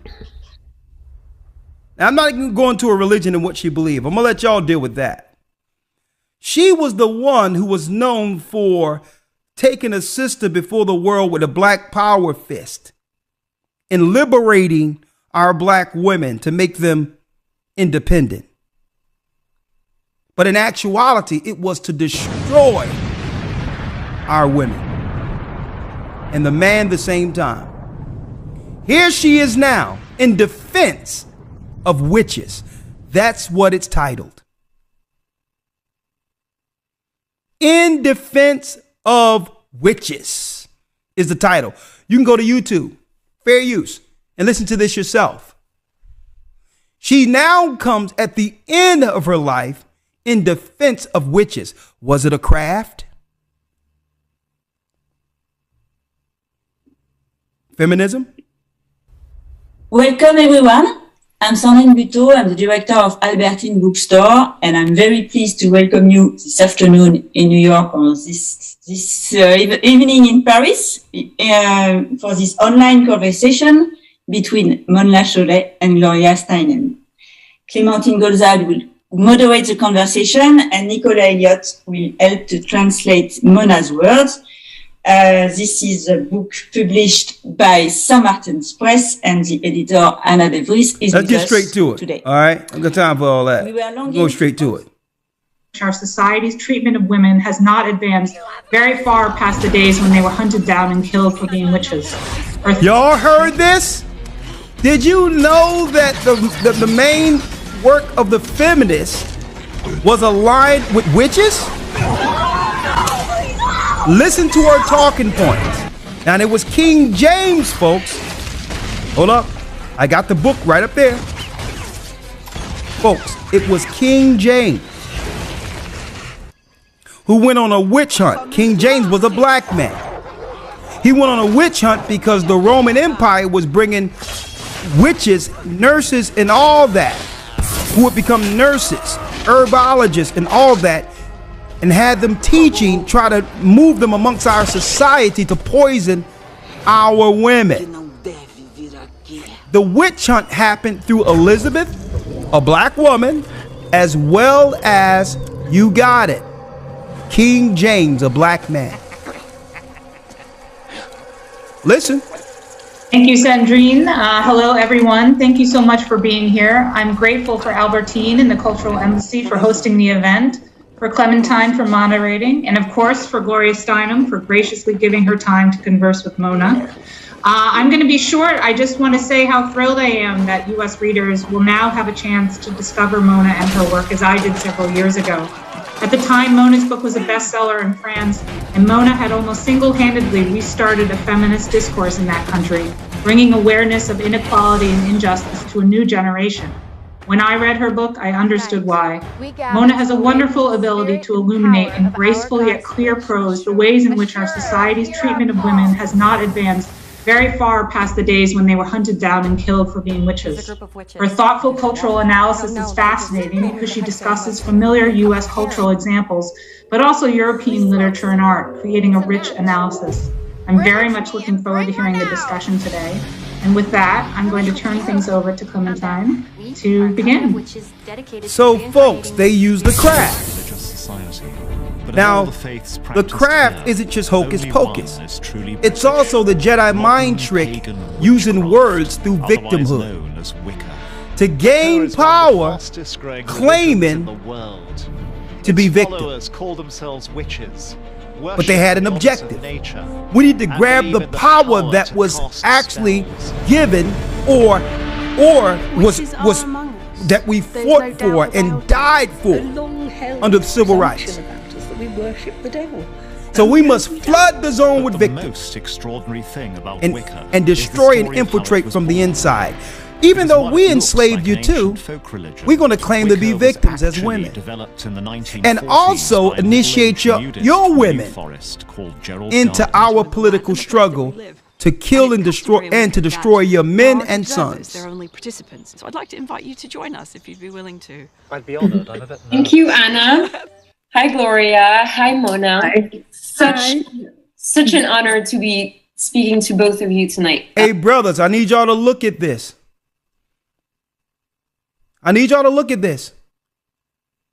You would think that these were just innocent women, right? You would think, seeing these women walking down the street, walking their dogs at a coffee shop, that these were just regular old good old women. Witches. Celebrating the takedown. Hold up. Not the takedown of their men. Because they can never take down their men. Okay. Understand. Again, for those who missed it, hit the like button. Satan understood that dominion was only given to men. Women don't threaten the power of Satan. Because it's man's, God gave dominion or the power to take down Satan. He gave that through men. The only thing he could promise a woman is like what he promised Eve. The power she witnessed in Adam. That's the most a woman could achieve in this world. Is the power she views in men. That's the only thing Satan could actually offer. They can't hide. Let's go straight to Gloria Steinem. Look it up. Terms of government, even language, are so much still based on that. So I have to say that I find it continually angering, exciting, engaging, to be part of this, and also to be part of something that's global, because here we are, communicating across the Atlantic. I've just been talking to my friends in India who are, engaged in the same, because I lived there for a couple of years. I mean, this is truly a global movement and a global community. So you see the Asians and all these Hindus and stuff coming into your neighborhoods? That's reinforcements, folks. It's the craft.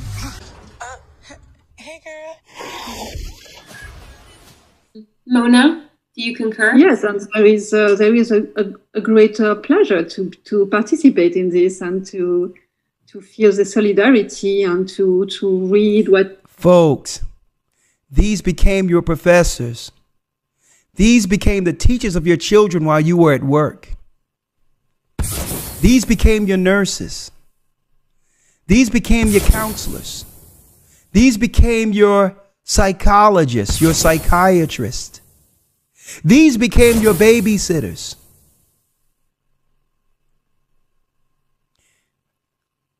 Look at the state of our boys.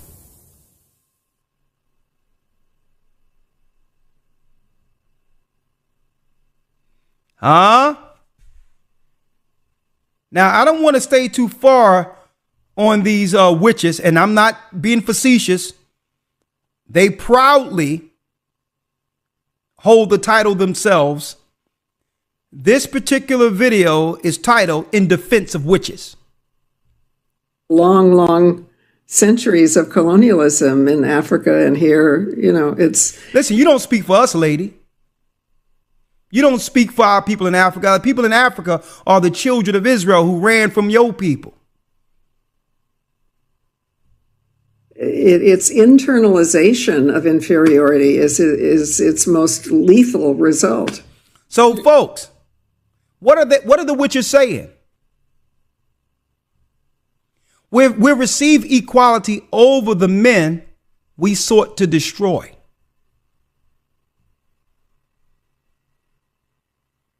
We've been given power and political status equal to men. You would think that they were satisfied, right? No, they're still complaining. It's not enough. And that's Satan's plan. They'll always complain until there's nothing left. That was Satan's plan.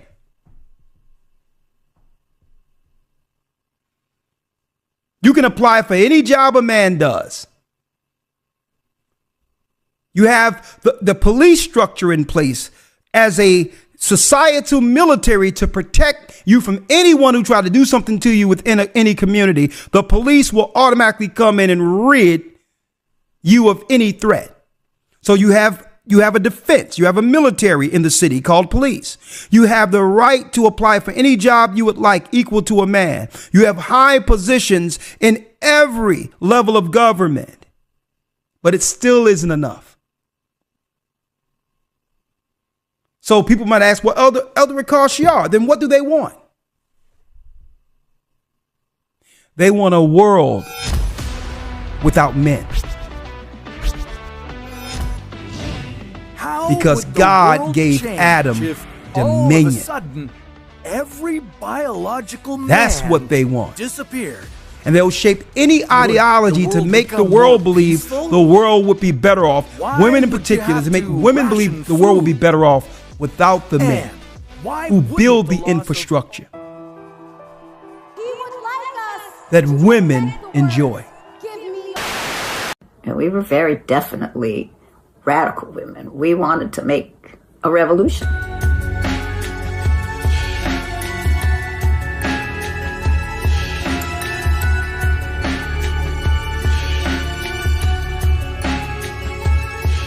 We had a series of chants that we kind of gathered around and, in a little circle. And one of them was something like, Wall Street, mightiest wall of all street. The reaction of the people on Wall Street was sort of stunned.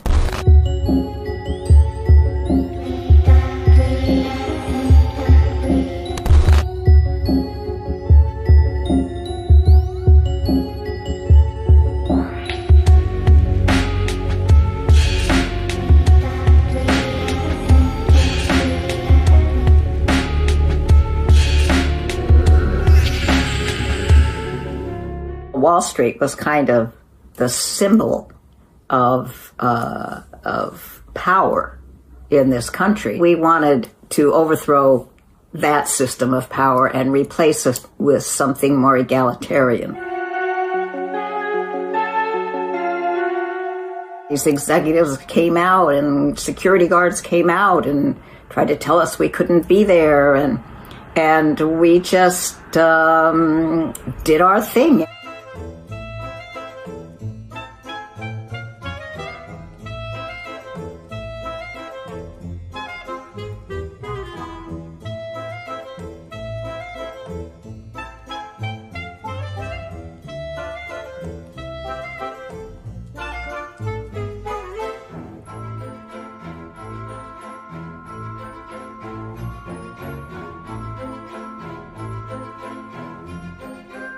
So I don't think it was a negative image for a lot of us. Even as a child, I saw witches as sort of a symbol of a kind of independence. I liked dressing up as a witch for Halloween. And, you know, as I got older and learned about women being burned at the stake and called witches, it created curiosity. These were women who were outcasts in a sense because they didn't want to follow the norm at the time. They didn't want to conform to the role that had been set out for them.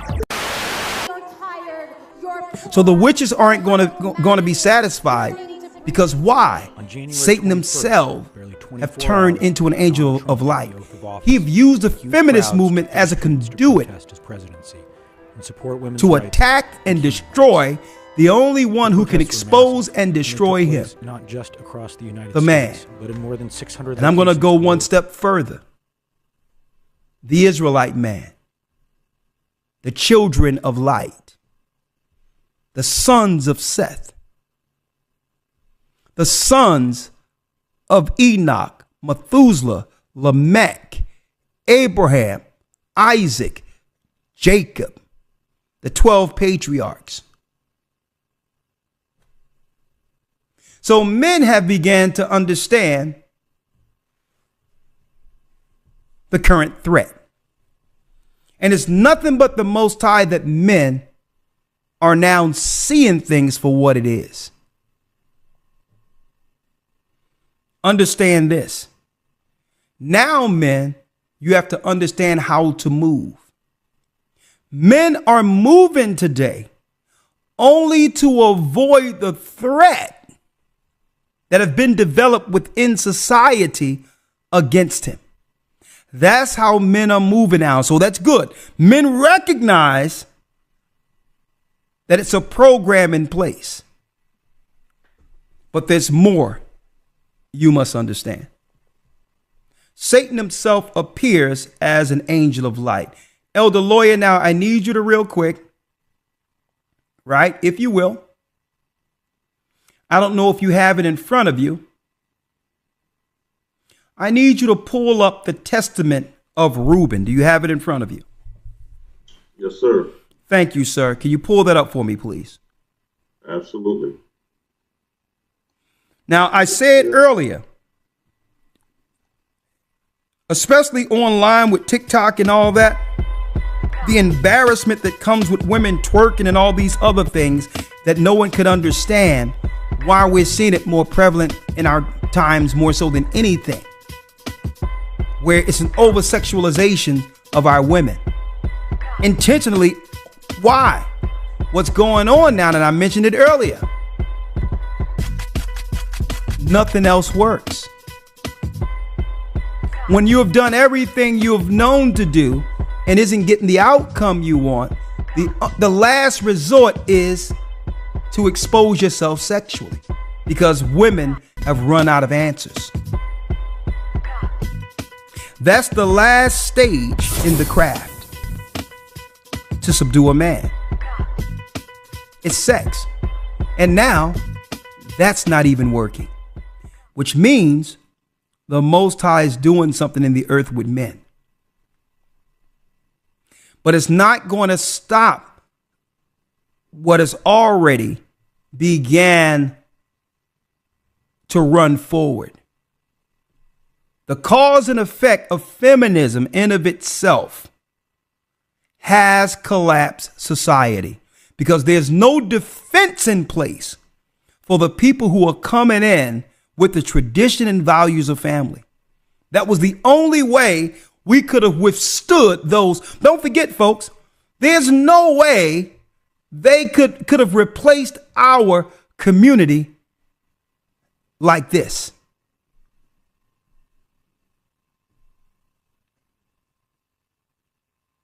No way. Because what place would they have? Our recreation centers were being used. Our church was being used as meeting places, as political places to actually serve and protect the community. We understood who the enemies were. So there's no way they could have opened up the borders all they wanted. And you know what? They would have been met with resistance. And the resistance would have been what? Traditional family with a strong belief in God with our men out front.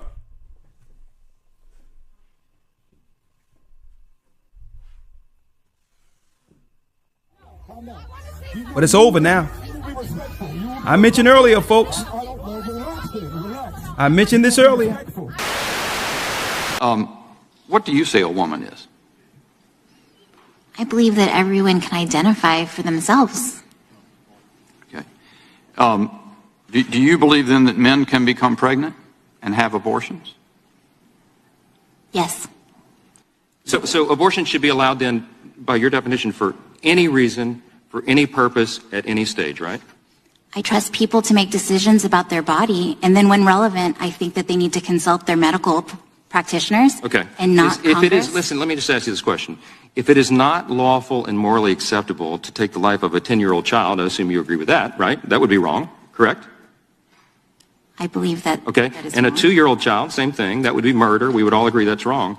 Then what is the principal distinction between the human being that is 2 years old, or 9 months old, or 1 week old, or an hour old, than one that is 8 inches further up the birth canal in the utero? What's the difference? Why is it okay in the latter case and not the former cases?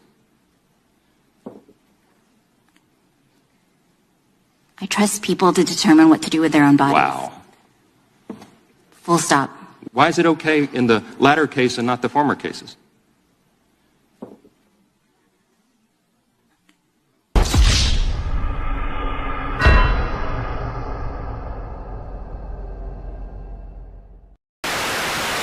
Let me show you. I'm studying it right now. The collapse of complex societies through Cambridge University. And it goes into all of the societies, and America in the Western world is there. When the woman no longer seek to operate in her nature, it topples society. When a man seek to operate outside of his nature, it topples the society. It happened in every society prior to our current one. Let's read it real quick, Abdullah. Let's get it. The Testament of Reuben, the power of women, that men must understand. And I think men are figuring this out. Go straight there. Go straight to it, Elder Lawyer. Let's start at there's 7 spirits that are appointed against man. Okay, we'll go to chapter 3, verse 1. Go on. Chapter 3, verse 1 of the Testament of Reuben. Besides all these, there is an 8th spirit of sleep, with which is brought about the trance of nature and the image of death. With these spirits are mingled the spirits of error. The spirits of error, right? Now we're showing you how witches gain power to subdue men, knowing that naturally a woman cannot dominate a man. So the only way a woman can gain dominion is through wiles. And this is why you see an uptick of what? Women becoming witches. Beyonce is the top earning woman in music. She makes around $105 million, or at least she did last year. So along with all those riches, fame also brings bizarre allegations, like the lady who went to court accusing Beyonce of practicing extreme witchcraft. Beyonce sure can cast a spell with her performances. But is is she also practicing witchcraft? In head-scratching court papers, Kimberly Thompson, a former drummer for the singer's all-girl band, is accusing Beyoncé of, get this, extreme witchcraft and magic spells and the murder of my pet cat. She's actually filed a restraining order against the star. Sounds kooky, right? And that's probably why a judge immediately denied Thompson's request for a restraining order. There's always been whispers that Beyoncé belongs to some kind of secret society. They point to hand signals like this as an example of her communicating cryptic messages. But the accusations of witchcraft take things to a whole new strange level. Growing numbers of African American women in Maryland and across the nation are leaving traditional church worship. All of them are in search of something else, a spiritual belief that connects them to their ancestors and where they can feel more empowered to control their own well-being. They have found it in ancient forms of spiritual contact. Some call it witchcraft, a term they accept and embrace. For most of us, this is how we worship, a tradition that predates us all. This, too, is an ancient art of worshiping, not to God the Father, Son, and Holy Ghost, but to spirits and deities that span the oceans and date back to pre-slavery days in Africa. Are you, in fact, witches? Whatever the situation calls for. So if you come to me with pleasantries, you being respectful, you'll get Glinda, the good witch of the suburbs. But if you come at me with negativity and meanness and disrespect, then you'll get Eveline, your worst nightmare. They have many names and titles and ranks within their belief system. They are college-educated professional women who've chosen to believe that theirs is a truer example of worship that is inclusive of the genders. It connects them, they say, to their ancestors and fills a need not found in traditional worship, though most of them grew up in the church. I was raised Christian, all Christians in my family. In fact, my grandfather was a preacher in the South. I also grew up Christian. I grew up Anglican in the Episcopal Church. The older I got, the more disconnect I felt. I was raised Baptist. My father is a deacon, my mom a deaconess. I was in church all the time. These women are part of a sect, Ile Ola Afefe Osa Meji, spiritual temple. They worship and offer prayers to Oshun, a predominant deity. She's the deity or the Orisha of aesthetics, beauty, sex, sensuality. They are growing numbers of African American women who have chosen for themselves a new life, leaving the church in search of more meaning in their lives. And yes, it can be called witchcraft. At a recent convention in Baltimore, more than 200 witches gathered, a sisterhood, but their spells are for good, not for evil. In this ritual, the women are preparing an offering to Oshun on behalf of a woman in California who's looking for a mate. The omelet-type dish is sweetened with honey, believed to be a favorite of Oshun. Prayers are said over the offering and for the woman in need. A portion is offered to Eshu, the male counterpart of Oshun, and placed in a secret place beneath the stairs of this Odenton home. Using shells, they ask the spirit if she is pleased. 4 shells are tossed to the floor, 2 land up, 2 land down. Balance. The gift is accepted. She accepts it. The traditions may seem odd to most, a mystery to some, complex and multi-layered. But these daughters of the moon, followers of Oshun, women, powerful, determined, and understanding, say there is nothing to fear. They are here, and they will be here for the foreseeable future. Yes, there are witches among us. This is something that our ancestors did, and all we're doing is tapping back into it so that we can become our best selves, individually and collectively. They're not getting the outcomes they used to get, so they're looking for the craft to help find a man. So brothers, you're gonna understand the tricks of witches. That if a woman wants a man, she's gonna have to do it the old-fashioned way. Each year, the Vatican spends because she's not gonna get a man, not a good man, through her tricks. So let's get them. Because why? Gloria Steinem and others are really the puppet master over these witches, over the spirit of what we call the Madonna. This is the model that came directly from those witches. If they can't get their outcome one way, they'll use another way. Well, our God gave the patriarchs the insight on these witches and warned the men. Offer your soul to Mary. Y'all, what I found in the Testament of Solomon blew my mind. A couple of things I want to show you when it comes to like anger or home or men or women leaving each other. Y'all, it is all in this book. There is a reason why these books were taken out of the Bible, because they're just too real. All right, check it. I'm gonna show you a few things. This is Solomon, right? And he's talking to the demons. And he says, "Who are you?" And the demon answered, "I am called Orneus." And Solomon said to him, "Tell me, O demon, to which of the 12 signs are you subject?"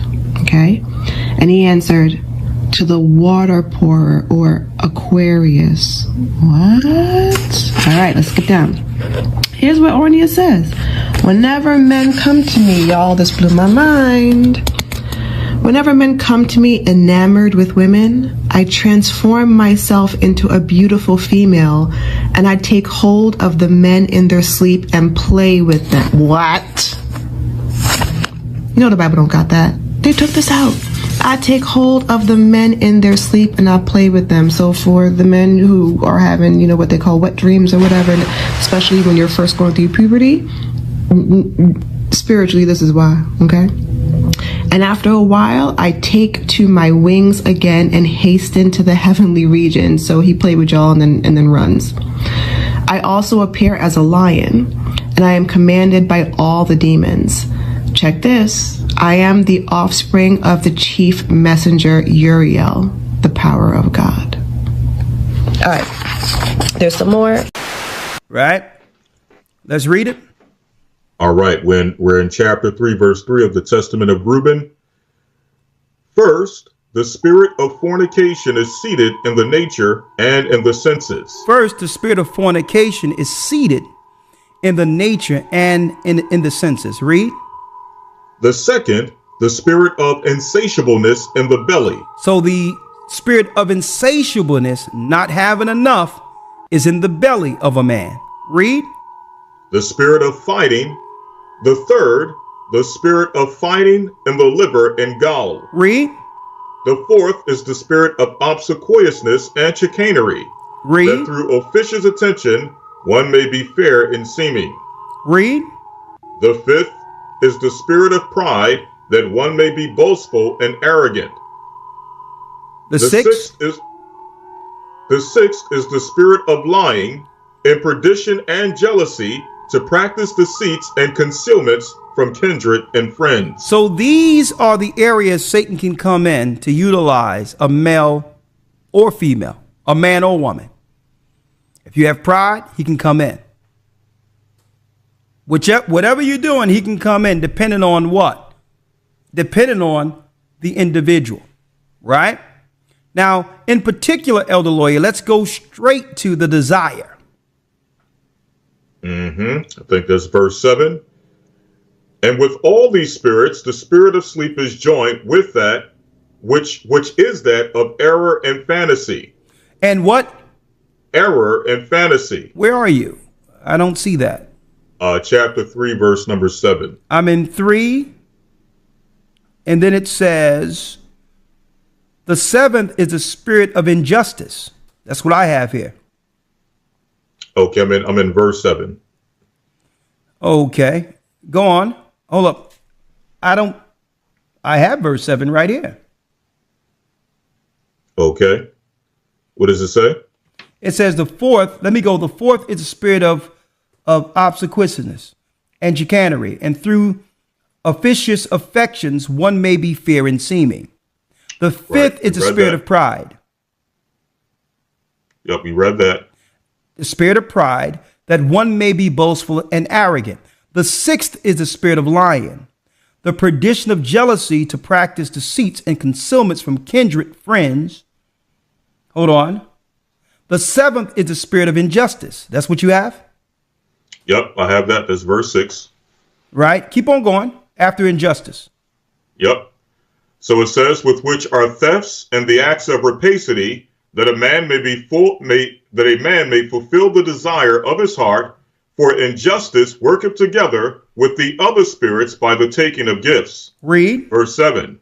And with all these the spirit of sleep is joined, which is that of error and fantasy. That of error and fantasy. Believe it or not, engaging in sexual activities in a dream is not just a physical thing. It's actually a spiritual thing. And it's not a good thing either. In fact, it's one of the strongest attacks that the forces of darkness can throw at anyone. When you have these types of dreams, you're not just having sex. You're actually engaging with spirits. Those people you see yourself engaging in the dream are actually demons that are polluting your spirit and sowing evil seeds of lust and sexual perversion into your life. Even if it's a face you know, don't get fooled by it. They are simply impersonating them. But it gets even worse. These sexual encounters in your dreams are actually tools of witchcraft used to establish evil covenants that will have significant negative effects on your life. For example, you might have difficulty getting married, or when you do, you might have difficult marital problems, or maybe you'll have trouble getting pregnant if that's something you want. And even in the area of finances, you might experience difficulties. So the next time you have such a dream, don't just brush it off as something normal. Pay attention to it. It's not a good thing. This is the delusion that's destroying the current generation. Online and others have allowed people to live in a fantasy outside of the real world. Let me show you. So if you're not getting the outcome you want in the real world, you go online to be whoever you would like to be. Let me show you now. That's the fantasy. And within the fantasy, you go back into the real world with these fanciful expectations. When the attention and everything online really doesn't exist. How do you know? Because the outcome in the real world isn't translating from the attention you're receiving in the cyber world.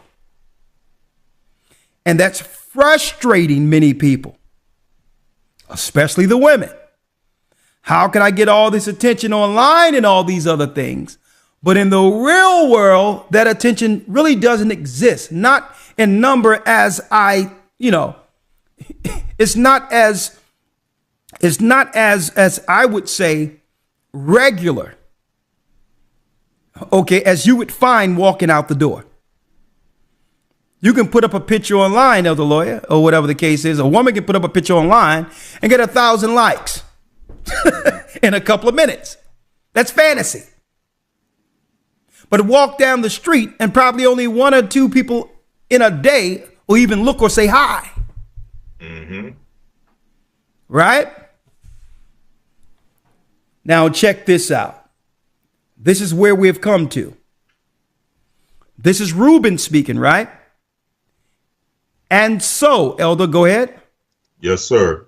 And so perisheth every young man, darkening his mind from the truth, and not understanding the law of God, nor obeying the admonitions of his fathers.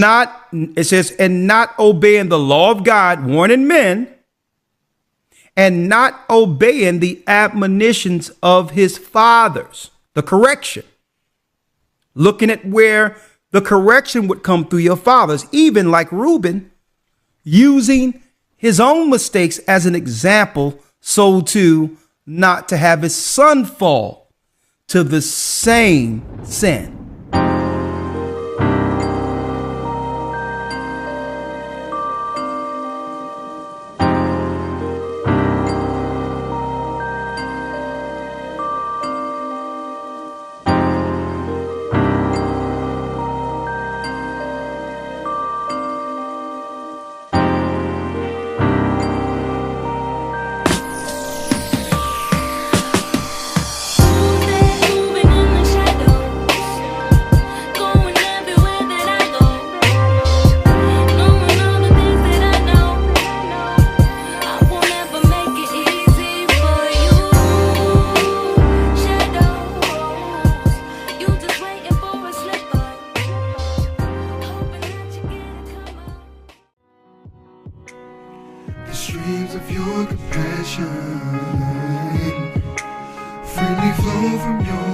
Right?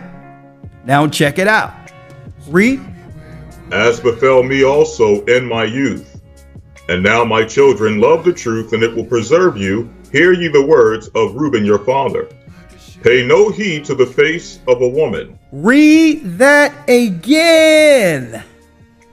Pay no heed to the face of a woman. Pay no heed to the face of a woman. What is this telling you? You can appreciate a woman's beauty, but you have to weigh it all, because you're weighing what you're seeing against the mission the Most High has in you. Right?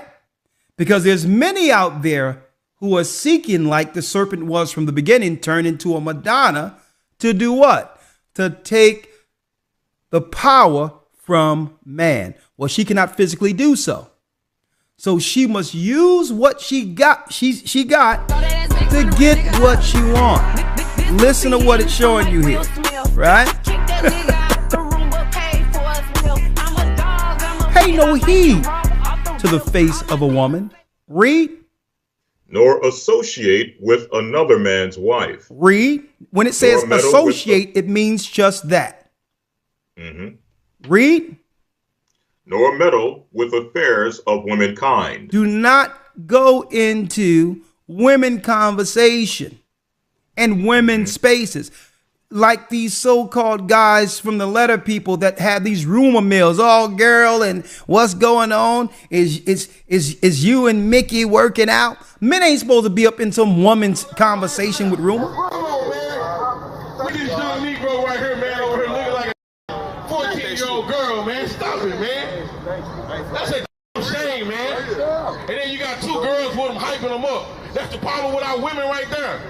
They talk about they want a good man, but they hype up niggas being homosexuality, man. Does that make any sense? Bring your little ass across the track. I know. We calling it out now. That's right. Because the Most High God is not, that is not acceptable to the Most High God what y'all doing over there, man. That's right. That's your partner. That's your getting beings, right? Get the hell out of here with that. The Most High God said that's an abomination.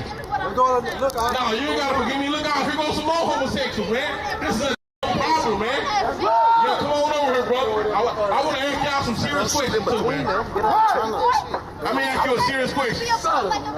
Hey, brother, you a boy, right? Eyes up. So, what does the Bible tell you that you need to do? It says, people say it's an abomination, but he also said come as you are. No, you won't find that in the Bible. Oh, boy, tell me where I can find that. I preach every day that the Bible is a man-made organism, right?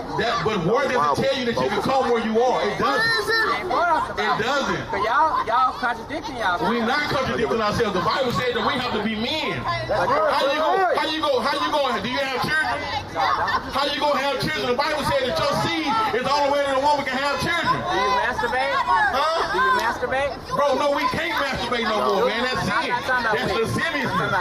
That's lasciviousness, brother. But the point is, I mean, that's a sexual strong desire that we got to get up off of us. When you talk, that's sin. When you talk, I talk. Right. Men ain't supposed to be dealing with tea and all this other stuff that you talking about. Talking about, let me drop the tea, girl.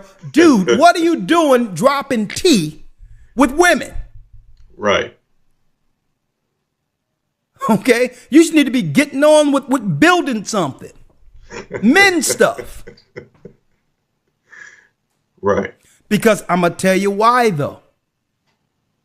Because this is how these particular men gain power to attack the men that they cannot overthrow otherwise in fear.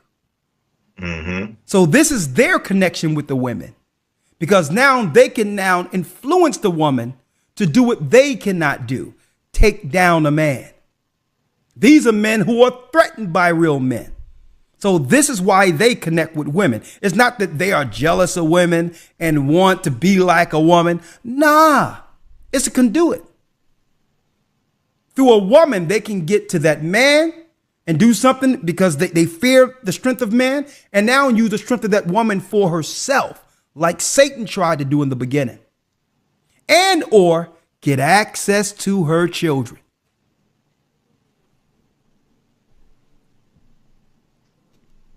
This is Reuben's message.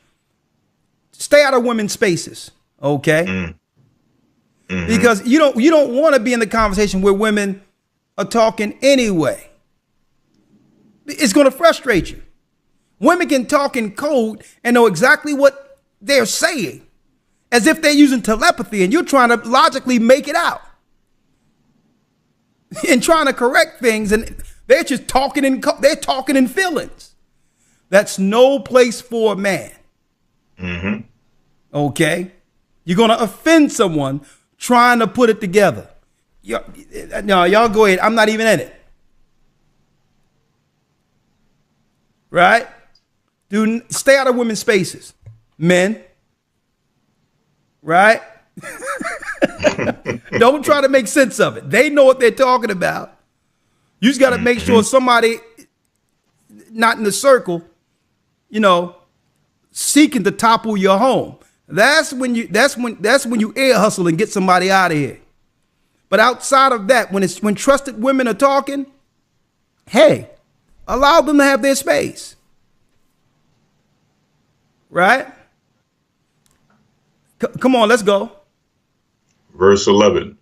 For had I not seen Bilhah bathing in a covered place, I had not fallen into this great iniquity. For my mind taking in the thought of the woman's nakedness suffered me not to sleep until I had wrought the abominable thing. So the whole thing is how Reuben got caught up. One day he was drunk and he was walking around while his father was asleep, and noticed his father's wife, who was once his handmaid or servant or concubine. He noticed she was bathing. And from that day, Reuben could not get the sight of her beauty and how her body looked out of his mind. So he says, I had not fallen into great iniquity, read. For my mind not fallen into great iniquity. For my mind taking in the thought of the woman's nakedness suffered me. So he took in the view. He could not get that view out of his mind after seeing her bathing. He couldn't even sleep until I what? Until I had wrought the abominable thing. Until I end up violating my father by dealing with his wife. This is why Reuben lost the inheritance of the firstborn. Now, this is something that men don't know, right? Let's go down where it tell you that the spirit of relations are more so on women than men. They flipped it and made us believe that it's the man that's always thinking of relations. That's not so. That's a lie from the pits of hell. That's deceit. It's really the reverse. It's really the reverse. Okay? And the reason why it's the reverse is because women go through things with their body at a time of ovulation and all that, where the desires come on more so strictly through biology. The need to bring forth children. So that's another lie that's out there, that men think about relations more than women. It's in the scriptures. It's the other way around. I'm sorry, sisters out there. I'm just letting it out because most women, from the optics, are more so the pure ones. Okay, from the optics. And no woman want to be seen as thinking of that, and that's understood so. But the way it is, women have more desire towards relation than men. I'm going to show you. Let's read it. Chapter 5, verse 1. Let me get down there. 5, verse 1. Reuben is going to say it. And it's talking about why. Now listen to this. I don't want no one to think that Reuben is calling all women evil. What Reuben is dealing with is the fact that the woman took hold of the fruit first. And because of that, her desires are manifold when it comes to emotion compared to the man. When it comes to feelings, when it comes to everything, right? So I don't want you to get twisted when Reuben states this. Let's read it. Yes, sir. Chapter 5, verse 1. For evil are women, my children, and since they have no power or strength over man. Since they have no power or strength over a man. Read. They use wiles by outward attractions. Since they cannot knock you over the head through brute force and bring you home, they use outward attractions.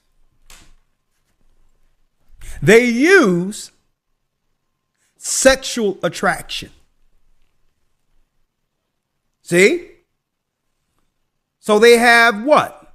They have a bullet point. They have a list of what they did growing up to attract a man. And they use these things. Oh, this doesn't work. Maybe this will work. This don't work. Maybe that will work. And this is why we have an overt showing of women over-sexualizing themselves, because they're trying everything and nothing is no longer working. Not like it used to be, because a lot of men have wised up that the system have put something in place that if what? That if a man deal with a woman, it comes with serious consequences based on the laws the feminists, along with the government, put in place against men. And it wasn't until our current time men started waking up to it. So now men are dealing with scenarios logically, right? Who wants to get arrested, right? Who wants to be cuffed to a situation that eventually that will lead to what? Your name becoming mud. Who want to work all your life for something at the end of it where someone can make an accusation with the government and lawyers who are against you anyway to take everything you've worked for? Right? So men have began to wise up. So Reuben says, what? That because they can't take you, because they can't physically take a man they want, if they could, they would. They must use what? They use wiles by outward attraction. By outward attraction. So they do everything to dress up to lure a man in to say hello. That's what they use. There's nothing wrong. People love beautiful women. They love attractive women. Okay. But then let me tell you, it becomes so saturated, right? Where there's no uniqueness anymore, to where men aren't approaching. Right? So you do all this stuff and you do all the stuff you used to do and it's nothing, right? Because men have begun to see how Satan have stacked the deck of society against man to take dominion. Now, this is not talking about all women, not the women of Sarah. It's talking about women who just use their physical appearance to get what they want. Read. That they may draw him to themselves. Read. Verse 2. In whom they cannot bewitch by outward attractions, him they overcome by craft. And those that they can't use their outward appearance, they get their hair together and their body together, and men still aren't approaching. They turn to what? Witchcraft. They turn to witchcraft. Yeah. I need to manifest my man. Manifest. When they can't get a man one way, they turn to astrology. They turn to what you would call African spiritualism. They become Buddhists. They go join a yoga class.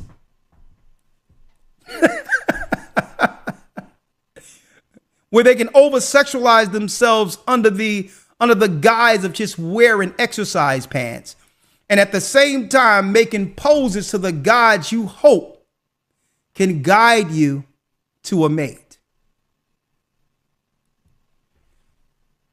Read. Verse 3, for moreover concerning them, the angel of the Lord told me and taught me that women are overcome. Hold up, Elder Lawyer. We're going to slow walk this. Mm-hmm. Because Reuben was fasting and wanted to know why he couldn't overcome that scenario with Bilhah. So he said, the angel of the Lord told me. So an angel had to tell him the nature that came through that sin of Adam and Eve. That insatiable nature that overtakes a man. So the angel came to Reuben and taught him what? That women are overcome by the spirit of fornication. Read it again. That women are overcome by the spirit of fornication more than men. That women are overcome by the spirit of fornication more than men. Women enjoy relations more than men.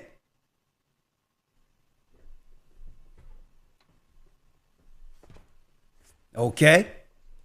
Now, of course, from the outside, they're the more innocent when it comes to the outside view of it. And that's fine. But there's a reason why there's so many people on this earth. Okay. Let's just speak honest here. And they flipped it and made everyone believe that it was the man he's the incel. He's always after something. He's doing this and doing that. No. Women have thoughts too. So it says, be careful. Because why? In a capitalistic society, listen to me clearly, fellas. In a capitalistic society, it has now become blood sport. Okay? Listen to what I'm saying. Okay? Listen to what I'm saying. In a capitalistic society, when it comes to men who are earning, you would have women in the world who will do anything to get to a man, even if it means stepping on another woman to get to him for the sake of self-preservation. That's where we are.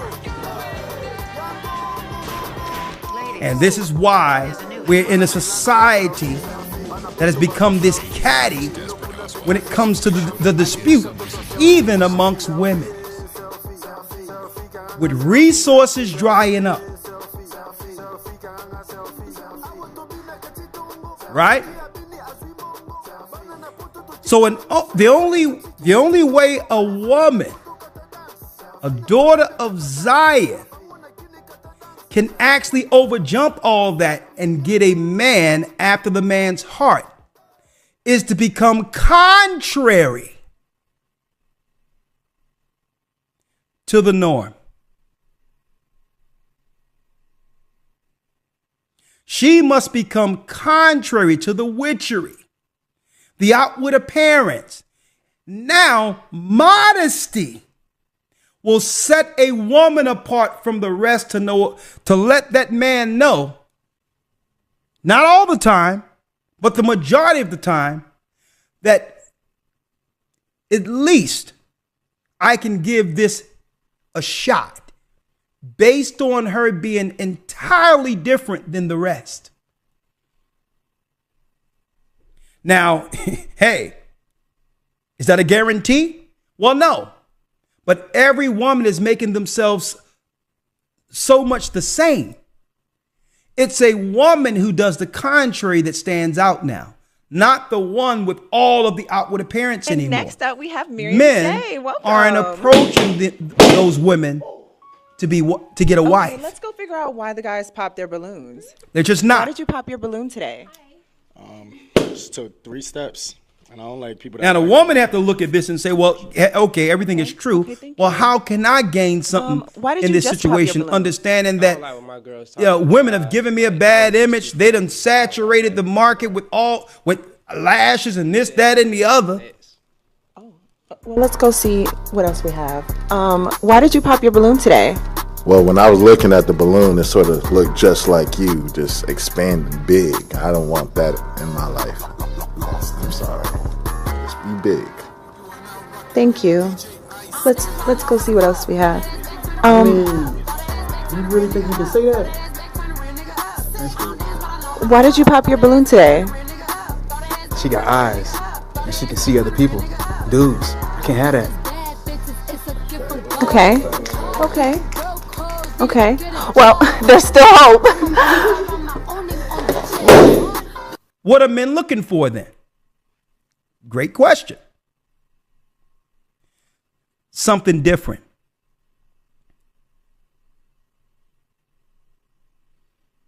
Okay. Something that the Most High intended from the beginning. Modesty, humility. Check this out, women. Vulnerability. A man must feel useful. And if you're not vulnerable, there is no damsel in distress.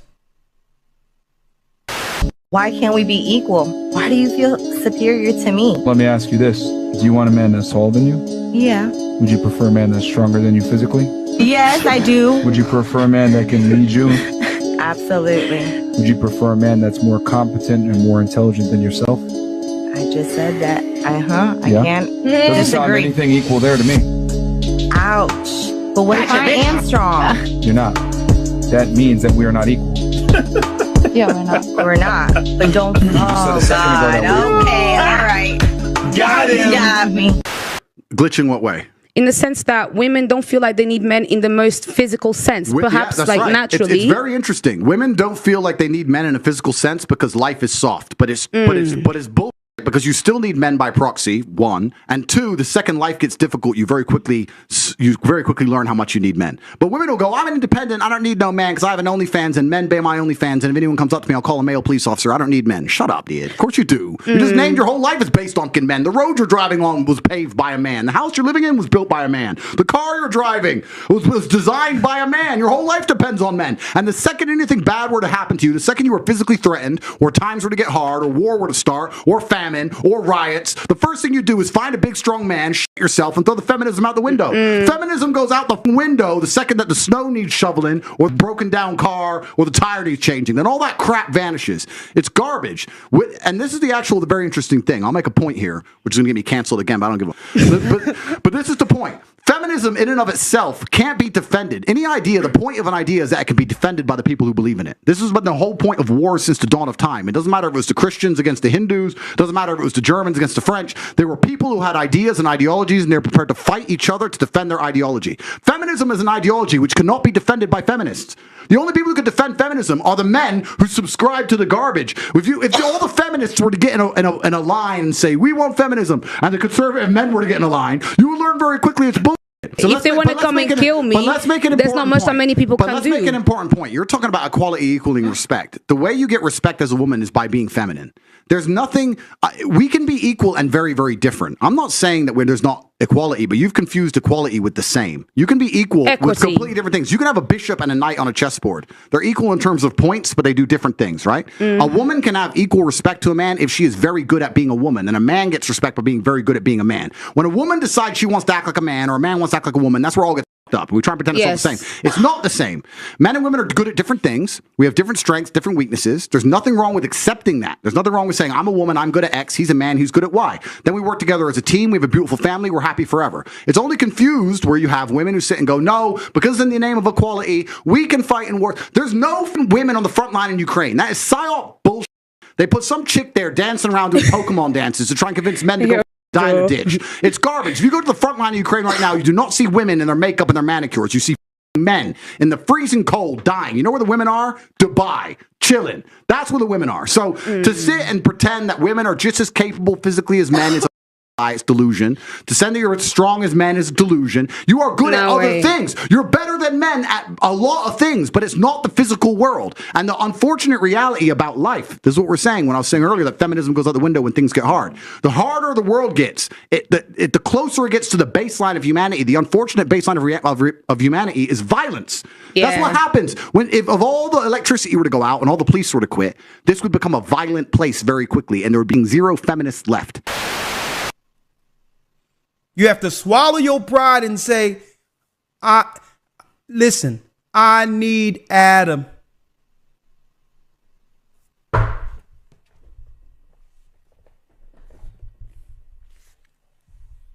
Let's get back to this, Elder Lloyd, before we open up the calls, because I'm sure they're going to want to talk tonight.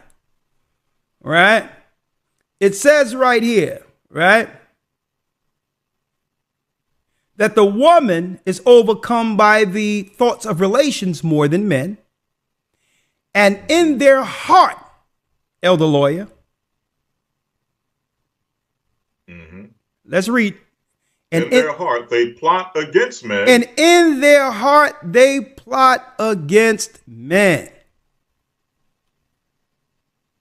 So women are intentional when it comes to seeking someone they're attracted to. They'll put themselves in position to be found while pretending the whole time, I just happen to be here. They're more intentional. Read. And in their heart they plot against men, and by means of their adornment they deceive first their minds. So with their endowment, what they have on is to capture a man's mind. Okay? Right now he's focused on her and no other woman in there based on the outward appearance. Okay? That's the first win for her, right? Read. And by the glance of the eye instill the poison. And by the glance of the eye she instill that poison. Okay, it's that eye connection. And guess what? When it says instill the poison, it's what? It makes it where there's a vulnerability in that man. Because many of these things I'm talking about has happened between a man and woman, and the relationship worked out fine. Marriage, children, all of that. Well, he talks about the first time he's seen her and all that. So this is not saying that this is an evil thing in of itself. It's saying that a man have to understand. You have to understand the difference. Right? And how does a man set the table straight? He set the table straight by actually conveying to her not only his intentions, but what his purpose is on earth with God, and whether or not she's willing to follow that. Right? So he's letting them know right now. Yeah, the attraction is there and all that, going out, courting, whatever the case is, but it got to be rolled out. I don't celebrate Christmas. I don't celebrate Easter. I don't go to Sunday worship. That's worshiping the Madonna. I don't eat pork, shrimp, crab, lobster. I follow the commandments, and I'm seeking a helpmeet that's going to get on board with my program. Okay? You're on my program, not the other way around. Right?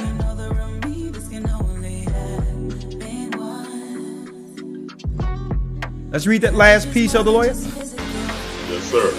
It says, and by the means of their adornment, they deceive first the minds, and by the glance of the eye instill the poison. And by the glance of the eye instill the poison.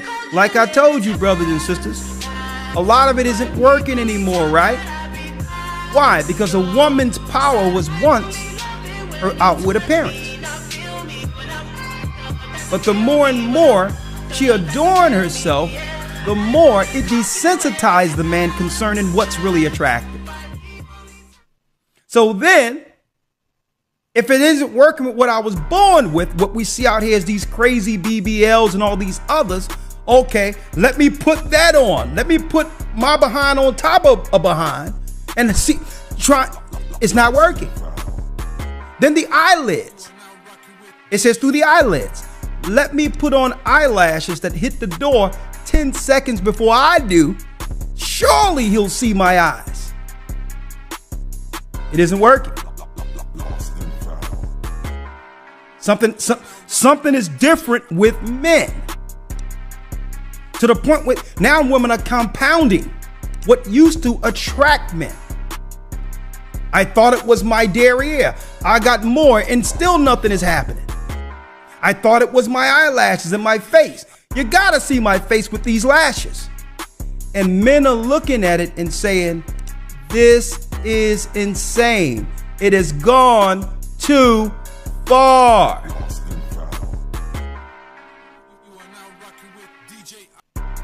It is gone. That's what men are saying in response to why relationships aren't happening anymore. Men aren't saying anything. What they're telling you by their absence. Okay? Not just their absence. They don't have a propensity to pursue. What men are saying now in particular, and I talk to my sons and all these others, men are saying it has gone too far in the worship of the Madonna. You've made yourself into an idol. Men no longer feel a need to serve.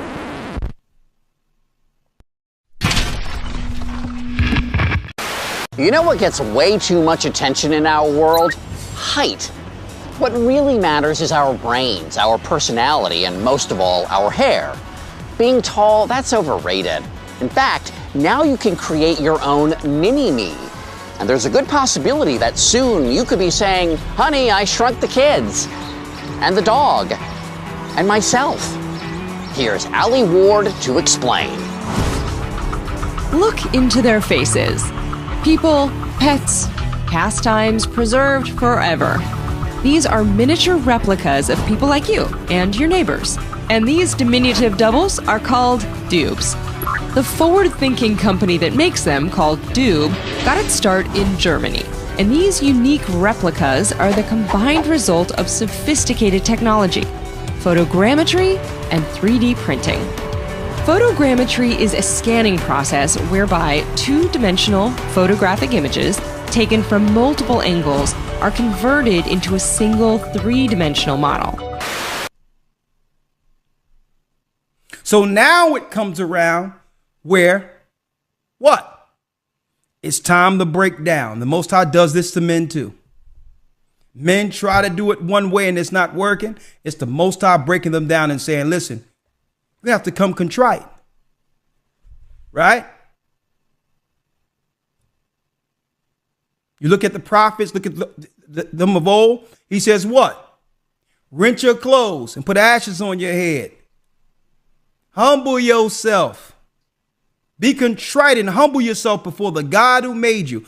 I want to see you humble before the throne before I reward you with anything. And he does this to men and he does this to women.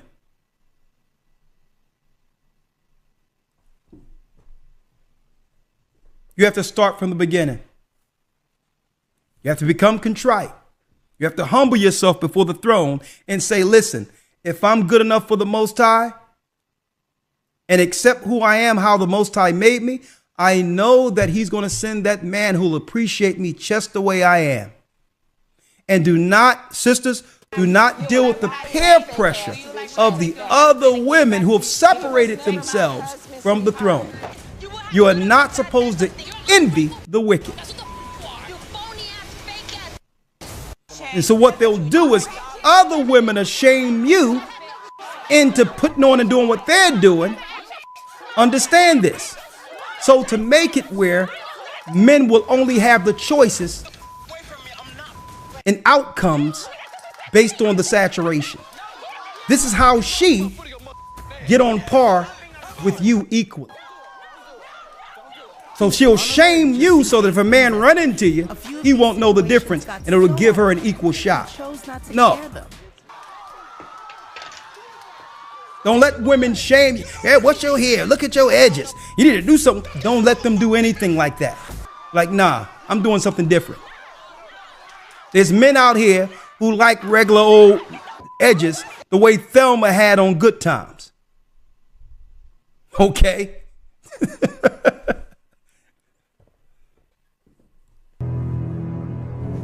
Right? Let's read that last piece.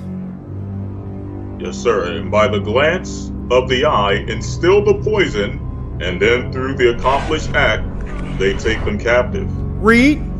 For a woman cannot force a man openly. For a woman cannot force a man openly. This was given to Reuben. Right? Read. For a woman cannot force a man openly, but by a harlot's bearing, she beguiles him. Read.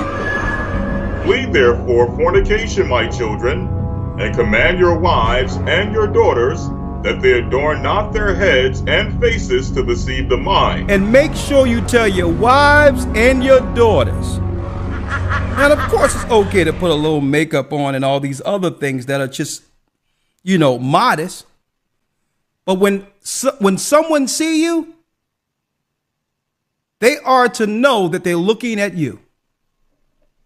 Women have always dialed themselves up a little bit, but not to the point where someone is actually seeing another person. Okay? That sculptor in the face through makeup and all that. This is how men have come in with wigs and messed up the game. Okay? I'm telling y'all how it happened. The face contouring and all that is where men started saying, you know what, I can do that too. So now, if women just, whatever their natural face, how it looks, as long as they keep that intact and put a little something on, that's fine. So that men cannot creep in, the changing of kind, and now mess it up, okay, by now disguising themselves as you.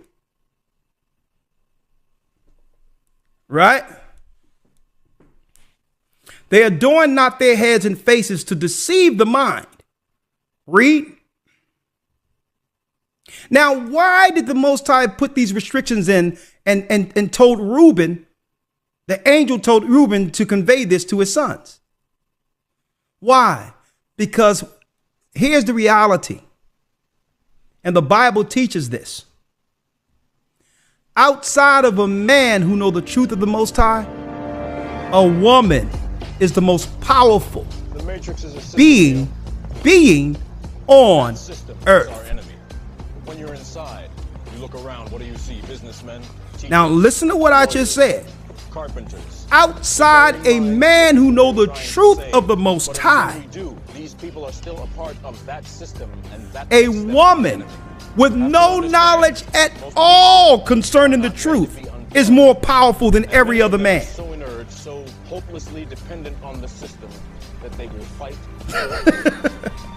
That means a woman without any education, without going to school, because men don't care about that. But if she's born with the right look, automatically she can sit amongst kings. A man have to work to sit amongst kings. Not a good looking woman.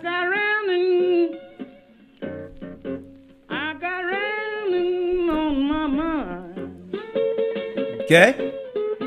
And this is why the Most High put these restrictions in, because women are born naturally with that power without doing anything to get it. So restrictions had to be put in place. Right?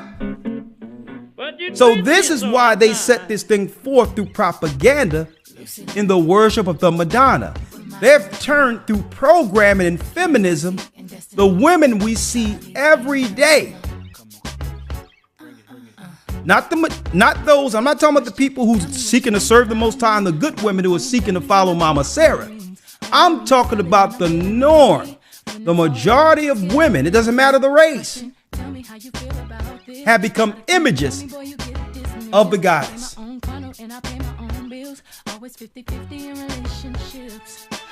Right? Let's finish this out, Elder Lawyer. Then we'll open up the lines. Yes, sir. Flee therefore fornication, my children, and command your wives and your daughters that they adorn not their heads and faces to deceive the mind. It says, make sure your women don't what? Make sure you command them, you tell them. Don't adore your heads and faces to the point where you're deceiving people's minds. Putting on an alter ego.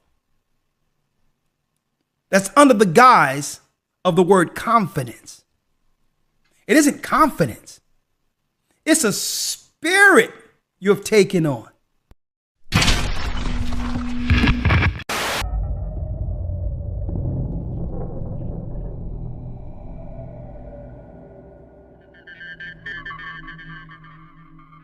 Many years ago, I named my alter ego Sasha, and it's something that stuck.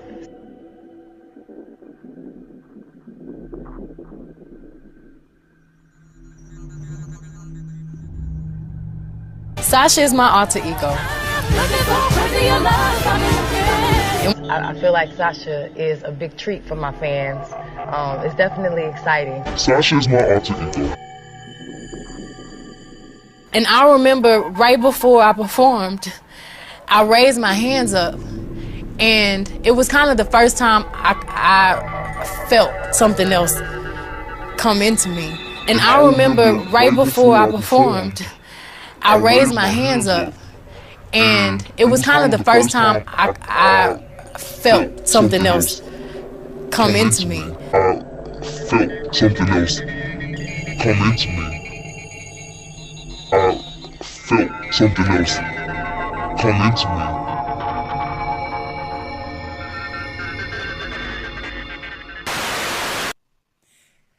Now, Elder Lawyer, one more thing. What spirit? I talked about earlier, Elder Lawyer, the spirit of the goddess that they bring over from East India. What her name? Kali. But there's another goddess. Meet Eris, the goddess behind the force of Marion Williamson. This thing just insulated amongst black women. Look at this. And it has an apple representing the fruit with the hand. The hand, it's her giving the fruit to destroy Adam, right? An ideology. So it talks about this politician who've made herself up in the ranks politically to oppose men of authority. Speaking of a politician right now. So this feminist, look at this witch here.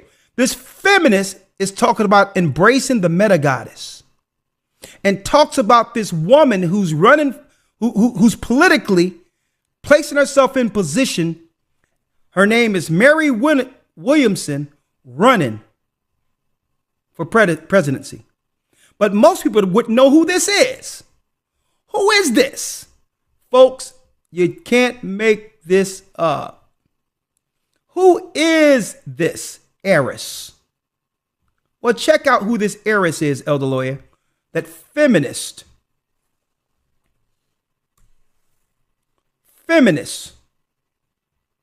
oppose and celebrate when other women of power take on that spirit. Check this out.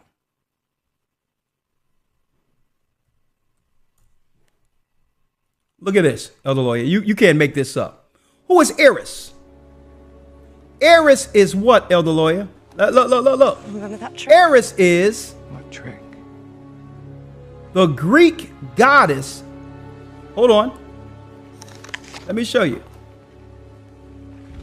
Eris is The Greek goddess, Elder Lawyer, of strife is the Greek goddess of strife and discord. Her Roman equivalent is Discordia, which means the same. Eris, the Greek opposite of Harmonia, which is she is the female representative of Kali under the Hindu. She's the woman who causes discord by doing what?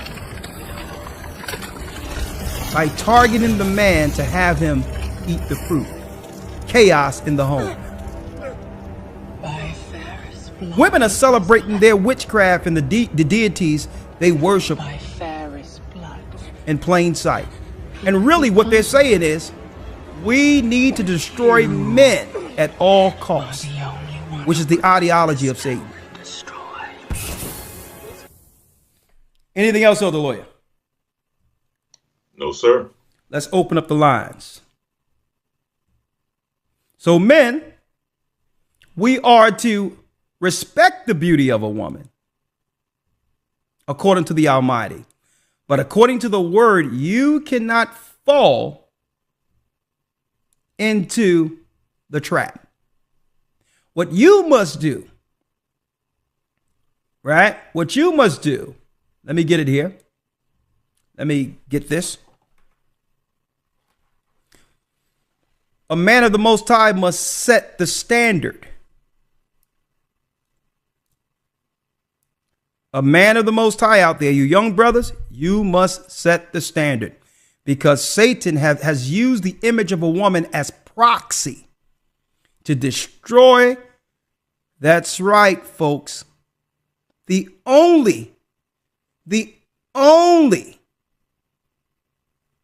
creation on earth that was actually born and created to destroy him. The man. The man. And sisters, hey, based on what's coming down the pipeline, what's being opened, what's coming through the borders. Yeah. A man will become a necessity for life outside of water. You best believe that. 515-605-9327. What say you? 515-605-9327. Let's open up the lines. And yes, sir. If the brother Berean want to call in and give me the 12 tribes, you know, within a timely fashion, because he told us that we may be wrong with the 12 tribes, I'm open for that too. 515-605-9327. Let's go to the studio. Elder Lawyer, if you may, can you answer the first call for me, please? Yes, sir. My brother. We have Cora. I'm going to let her talk to you until I come back, all right? Yes, sir. Sister Cora. All right, shalom. Shalom, Sister Cora. You there? Sister Cora. A matter of fact, hold on. I made a mistake here because I think I better dial in first. What do you think, Elder Lawyer? Yeah, I think that'll work. Yeah, I think I better call in 515-605-9327. Don't worship the Madonna. Yeah, let's go. Welcome to Blog Talk Radio. Please hold and you will be able to listen to the show. All right, let's go. Let's do it. Where am I? Unmuted. Unmuted. Cora? There she is. Hey, Cora. Okay, quick question. Hi. You know, I've been in the truth 10 years. Of course, I don't celebrate any pagan holidays. But my granddaughter told me the other day that my great-granddaughter wanted $100 for Christmas.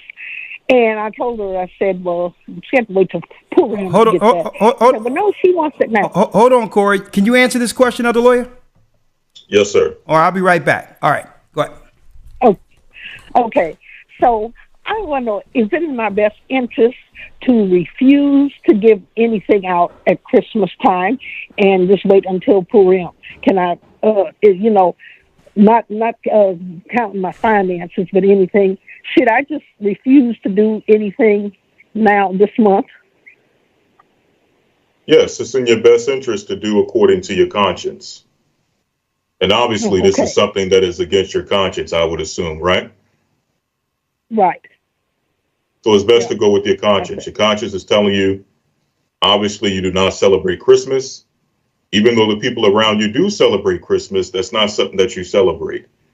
So as much as people would ask for you to respect their wishes and their beliefs, I believe that that same respect should, be reciprocated for your beliefs. Okay. So it's not that you don't want to give your, your granddaughter or your niece? My great-granddaughter. Your great-granddaughter. It's not that you don't want to give her the money.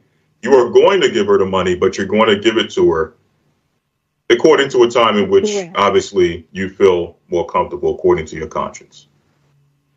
Right. Okay. All right. Thank you. No problem, Sister Cora. Okay. All right. Thank you for your call. Shalom.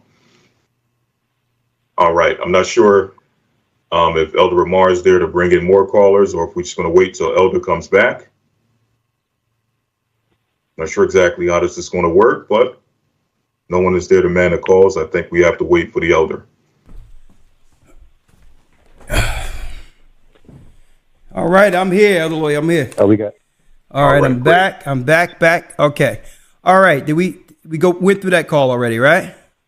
Yes, sir. Corey, okay. Who we have here now? Is that Andrew? Yep, this is can you hear me? I can hear you, Andrew. Shalom. Shalom. This is Andrew from New Hampshire. Talk to me. And I just have a comment about this topic of feminism. You brought up a really good point about this being socially engineered. Like this was not an accident or organic movement that just came. Yeah, but I want to say something while you're breaking that down. I'm gonna let you talk. This is not an attack on women. What I want women to be clear on that. Feminism was made to destroy not just the man, but the woman too. Hence the reason why so many women right now are taking psych meds and depression and all these others because they're coming to the realization that they were lied to through the witchcraft of feminism. So, I can separate the ideology from the people, from the sisters who want to do right? So, or the sisters, I can separate the two. And women can put down the ideology and cleave to the Almighty. I want to make that clear. All right. But go on. Yeah. And I was saying that the how this was not brought about in a natural way, that I was reminded of when in my early 20s, I took some feminist classes at the university. Yeah. And I took them. I was interested in kind of stirring up the class a little bit with my perspective. It was kind of fun. The teacher, me and her had some good debates, but she was, and the irony of it, she was a married woman who was married to a man, but she was teaching every class I took. She really taught this over what you talked about, the hypersexualized behavior. All the books we read promoted the independent woman, and the whole class was selling that lifestyle of being an independent woman, and that's going to be your best life if you follow this kind of way of this philosophy of life. And what I thought, as I was always saying, this is destroying I think this is going to destroy marriage, which is a big pillar to hold up, you know, a survival tool in society and just in life in general. Absolutely. And I found it paradoxical with the teaching of the Bible that, you know, they sell this as freedom, but really you're getting put in bondage when a woman lives outside the purpose that God has designed the woman for, and same with the man. But true freedom, like the Bible teaches, true freedom has to be living within moral boundaries. And that's why the law and being free, you only can be free within God's law. And that's like what people have a hard time wrapping their minds around, is we think we can easily be sold on this idea of freedom because it's our natural instinct to sin. So we say, oh yeah, this promiscuity and all this lifestyle, being an independent woman, this all seems appealing to our eyes, even though it's not. And then we look at marriage as bondage. But you know, it's just interesting how the Most High works, and that's a good shift that you. Yeah, that's a good point. You have to think about this. Who does it actually benefit? I need you to think about this for a second. The Bible states that Babylon, the great mother of harlots, right? So when you think about the mother of harlots, you more so think of a madam, right? Right? A madam over one big brothel. So who does this benefit? Think about it. If you are a woman who was living in a traditional society and had a propensity to like other women, but yet the whole society was more so geared towards traditional value and the fear of God, then you would have what? You would have a lack of women to choose from for that particular lifestyle. But under feminism, if you can convince women to not like men, then it would saturate society with more choices for the woman who likes a woman. Right? So it doesn't benefit the woman who want to be with a man. It benefits the women out there who like women. So I need to think about this. And it also benefits the man who don't want a wife, who don't fear the Most High, who just want to deal with a lot of women. So it makes it where the world is so saturated with single women that he have his choice with as many women as he want without the obligation to actually commit to that person. So who benefits from feminism? The evildoers, those who hate God, the Satanists. Women don't benefit from feminism, and not even the women who created it. There's a bunch of white women who are now online speaking regret that their life didn't have the outcome they wanted because they don't have the family that actually brings satisfaction and happiness to a woman. Right? So good point. Thank you, my brother. Bless you. Great points. Oh man, it's been a long time since I've seen these many calls. Boy, I mean, we breaking the internet tonight, ain't we? Lord have mercy. Hit the like button. All right. Hit the like button real quick. Right. Hit the like button. Help me out here. All right. All right. Let's go down the line. TC has a comment and or question. TC. And don't forget, we have an academy coming up. Elder Lawyer, I need you go over some of those topics we discussed earlier. We still in here a little thick for Wednesday night, right? We're up with almost 2,000 people. We were over 2,000 not too long ago, but we thank you for your presence. Do not worship the Madonna. TC, comment, question. Floor is yours. Okay, so Shalom, first and foremost. My question is actually for Elder Lawyer. I've seen the beautiful growth of this now man that I've been associated with the church for over 10 years. I've seen his growth. His biblical acumen is second to none. And I think of myself because I'm probably, I would venture to say Elder Lawyer is probably mid-30s. I'm probably 10 to 12 years older. But one thing, many things I see a very stoic man. I see a very patient man. I see a very respectful man. I see a very continent man. I could imagine that he probably goes to sleep at 9 o'clock every night. So the reason why this question is for Elder Lawyer is because I think Elder Lawyer is the epitome of what all men should ascribe to be. I know that he's married. I know that he's very forthcoming and very involved in his children's life. And their astuteness is, again, second to none. So this question is for Elder Lawyer because I even think that I can learn something because I came from a generation where we were much more wild, much more free, on many different secular levels, and I'm trying to reel these things in. So I think that the women need to listen and hear what a man like Elder Lawyer has to say. And this is the question I have. What makes your relationship work? What are the responsibilities that you have? What is your, day-to-day schedule without going into absolute, personal situations that women could kind of look more so towards an individual like yourself, who I believe is an absolutely God-fearing man who is underneath the tutelage of another great man, Elder Recall. Lawyer, you want to answer the question? What do you do on a daily basis?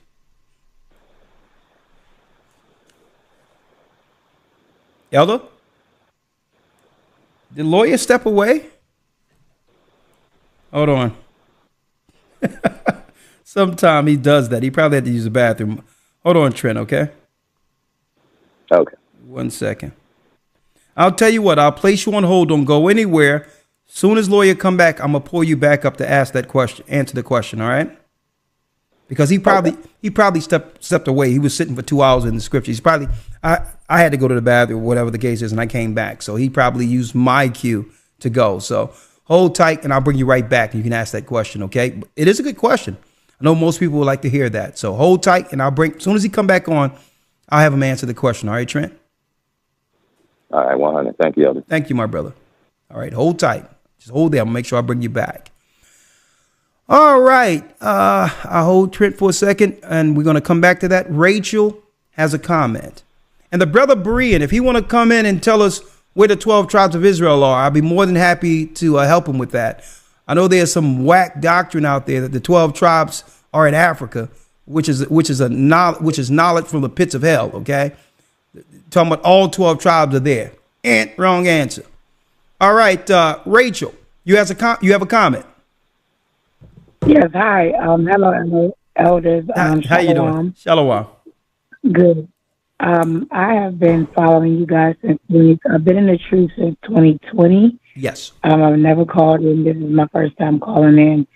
I guess my comment would be like, so I am not like a feminist woman, right? Good. I don't believe in like feminism, and I'm an American, like I'm in America, and my husband is in Jamaica.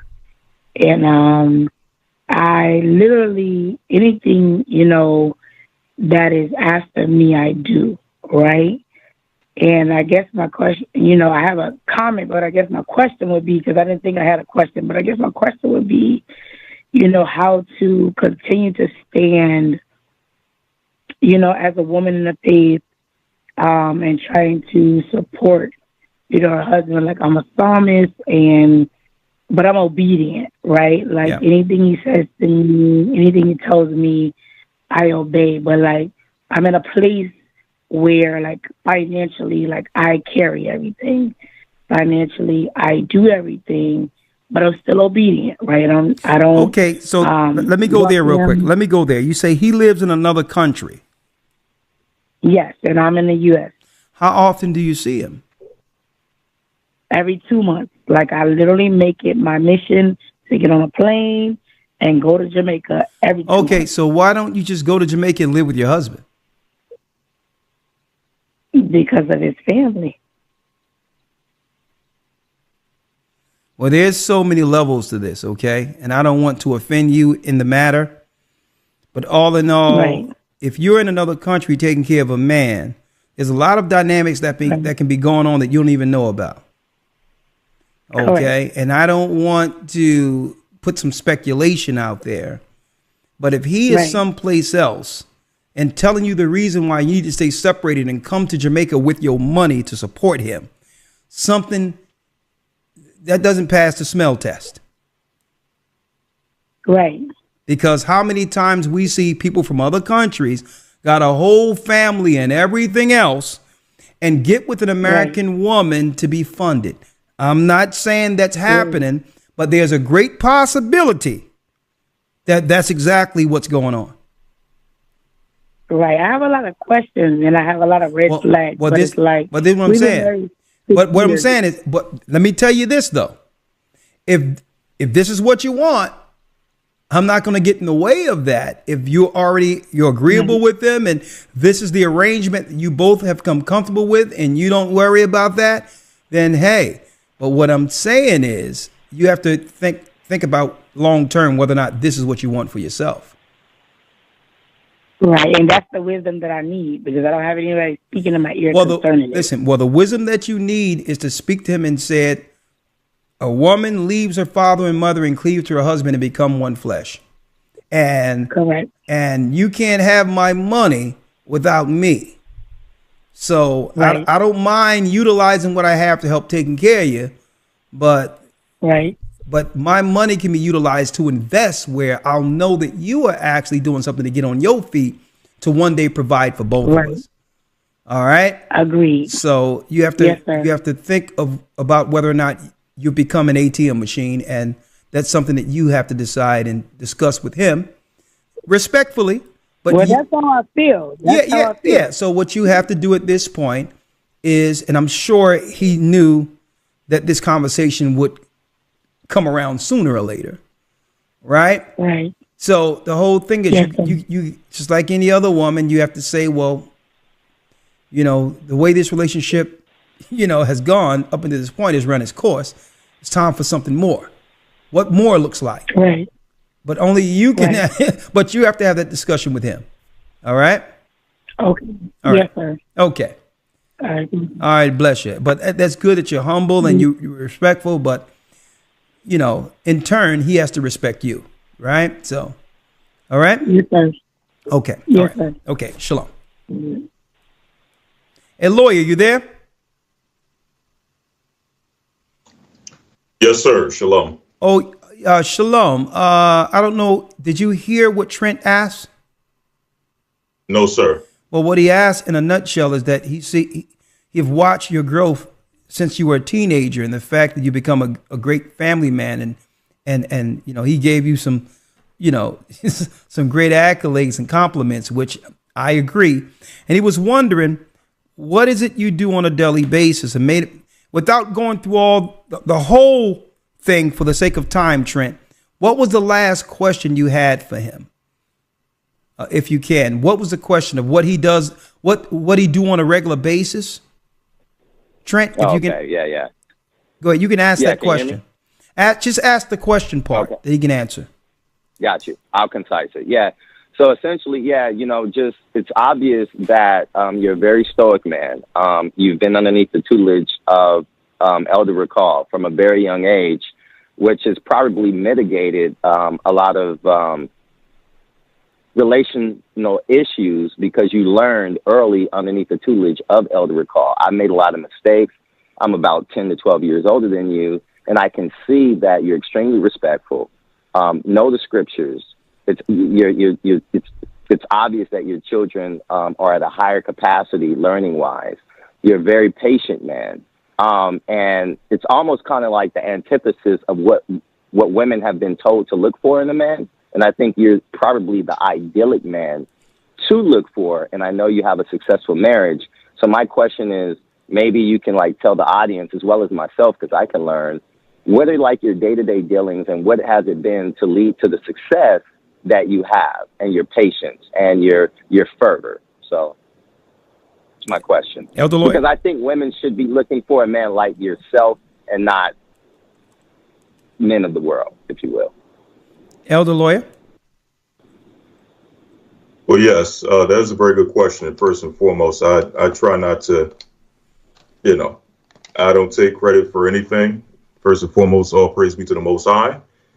And as you mentioned, I have grown up under the tutelage of an Elder Gocc, which a lot of not just men, young men, people in general, just don't have that opportunity to be able to witness and be under someone with consistent, persistent instruction, almost on a regular, pretty much on a regular basis. So that has helped immensely. And so as far as a day-to-day basis, my day-to-day dealings is primarily the work, either personal study, either dealing with day-to-day duties, responsibilities that I have in the work. That's pretty much the course of my day. When it comes to family, obviously, I have a wife who is a believer as well, who is in the faith, in the truth. And that's the start, I believe, of any successful relationship, being on one accord, being of the same mind, building on and being on the same foundation, which is Christ. That's first and foremost. Secondly, my wife, I believe she respects my opinion, even if she may not agree with everything, that all of my opinions and thoughts, at the end of the day, she is willing to say that I trust you enough that I'm going to respect your opinions, even in places where I may not understand or even agree. And that's okay. Women, contrary to what some may believe, they're actually human beings as well, with their own personal thoughts, their own ideas of how things should be. And again, that's fine. So that's to be respected as well. But at the end of the day, she's willing to, respect my opinion and thoughts in certain areas and matters, enough that even if she may not understand, she will, acquiesce. So, that's pretty much it. As far as children, man, I'm still learning. Fatherhood is a new journey. So, maybe ask me in 5 years, as far as children go, the best course of action, but it's a new experience that I'm navigating and still learning to navigate. Yeah. Even with all the information and all the knowledge, you're learning every day on how to navigate fatherhood. So yeah, the children are homeschooled and he raising chickens. All right, thank you, Trent. Yes, thank you, Trent. I hope he answered your question. All right, Thawada. Absolutely, 100%. Right. Thank you. Shalom. Thawada. All right, let's go down the line. 954 area code. I already had Rachel. John has a question, and after that, Jaden. Hey, Shalom, Elder. Shalom, Yawanathan. How are you? I'm doing good. I know you don't like to veer too much away from the subject of the broadcast. I don't. But I wanted to know, now that I know that a Jubilee is consists of 50 years, yep. I wanted to know, where did the 50 years initiate? Where did the initial Jubilee start from? Was it like after the creation of Adam and Eve, or it always existed from the beginning? You got 7 Sabbaths, and then you have another day to round off those 7 Sabbaths. It has always been that way. In years, since the beginning, initially even in the heavens, when you go into the book of Enoch, it relates to what was shown to Noah and Moses and others later. Right? So time is calculated from the beginning in Jubilees. And matter of fact, you go to the book of Jubilees, it'll tell you that. Like in the beginning. That was one. Yeah. That was one more question I wanted to get you to clear up real quick. In the book of Jubilees, I was reading where it says, quote for quote, it says, and all the days of the life of Sarah were 127 years. And then it says, that is 2 Jubilees and 4 weeks and 1 year. These are the days of the years of the life of Sarah. I was trying to see how could I make that, like, I'm trying to understand how does that add up to 127 years. Okay, I can easily do that, but understand that right now it's speaking of the Jubilees of years from the time of creation. It's calculating her death from there. So I can show you that, but right now I'm not doing the calculations and numbers today. I don't have Jubilees up, and I don't have my board behind me. That's a class question. Are you in the academy? Not yet. I plan on signing up for my first one. Okay. Well, the next time I'm going into numbers and all that and have my board in front of me, I can show you how to calculate the time according to Jubilees, using that first as an example. But I don't have it in front of me right now. Okay? In fairness. All right. Okay. All right? Thank you, my brother. That's it. Thanks. All right. Thank you, my brother. Shalom. Shalom. All right. Muted. Okay, I muted myself. Unmuted. All right. Thank you, my brother. That's all right. Let's go now to Jaden. Shalom, Jaden. Shalom, Elder. How are you? Yeah, so I had a comment about when you was reading Reuben and how it hit home. So I'm 20, so my generation's pretty wild right now. And I remember a couple years back I had a problem, and I had to go to the hospital. Okay. And it was down in my. Can you hear me? Yes. Go on. Oh, it was down in the Jules area. And the first question he asked me before anything was, when was the last time you relieved yourself? Ooh, what? And I've never done that. So I was. Hold. It is a family show. What are you talking about? What are you talking about? Who said what? So I was talking about how much I was getting to the point where how much lust has, and I wouldn't say ruined my generation, but affected my generation to where. I know. I ain't talking about the generation. Where do we get to a point where someone is talking about relief? What are you talking about here? No. So I was saying I had like a medical emergency. You had a medical emergency. Who's talking to you? The doctor. And that was the first question he asked me. What does that have to do with anything? No, because when he was talking about fornication. Now, I don't understand why a doctor would be talking to you about something personal. Did it have something to do with your? Did it have anything to do with your injury? Yes, that's what I'm. Yes. Okay, all right. So it was something medical that would relate to how he could treat you based on. Okay, all right. Anything else? So I'm sorry if I. No. That just hit me left field. I mean, what is the last thing I thought I would hear? My question was, since I'm about to go to Germany, and I'm really not. It's a big time difference in the area, and I was seeing if there was any churches in that area or in that region where I could continue to learn more. Yeah, I think we have people in close there. I know we have a church in the Netherlands. I'm not going to be there long, but I'm going to be there for about a month. I currently live in Atlanta. Okay, all right.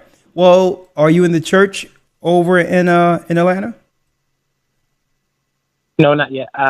My grandma, she keeps taking me to Sunday church, but it's not really. I'm not getting what I need there. Okay. Well, I'll tell you what. Would you like to congregate with the Atlanta church? I would. I used to in Virginia, but that was a while back. Okay. I think you need to get another hospital too. Hold on. 1 second. I know they wild down in Atlanta, but Lord, the 3 different hospitals. The doctors too. Doctors, surgeons. Lord, in the morning time. Hold on.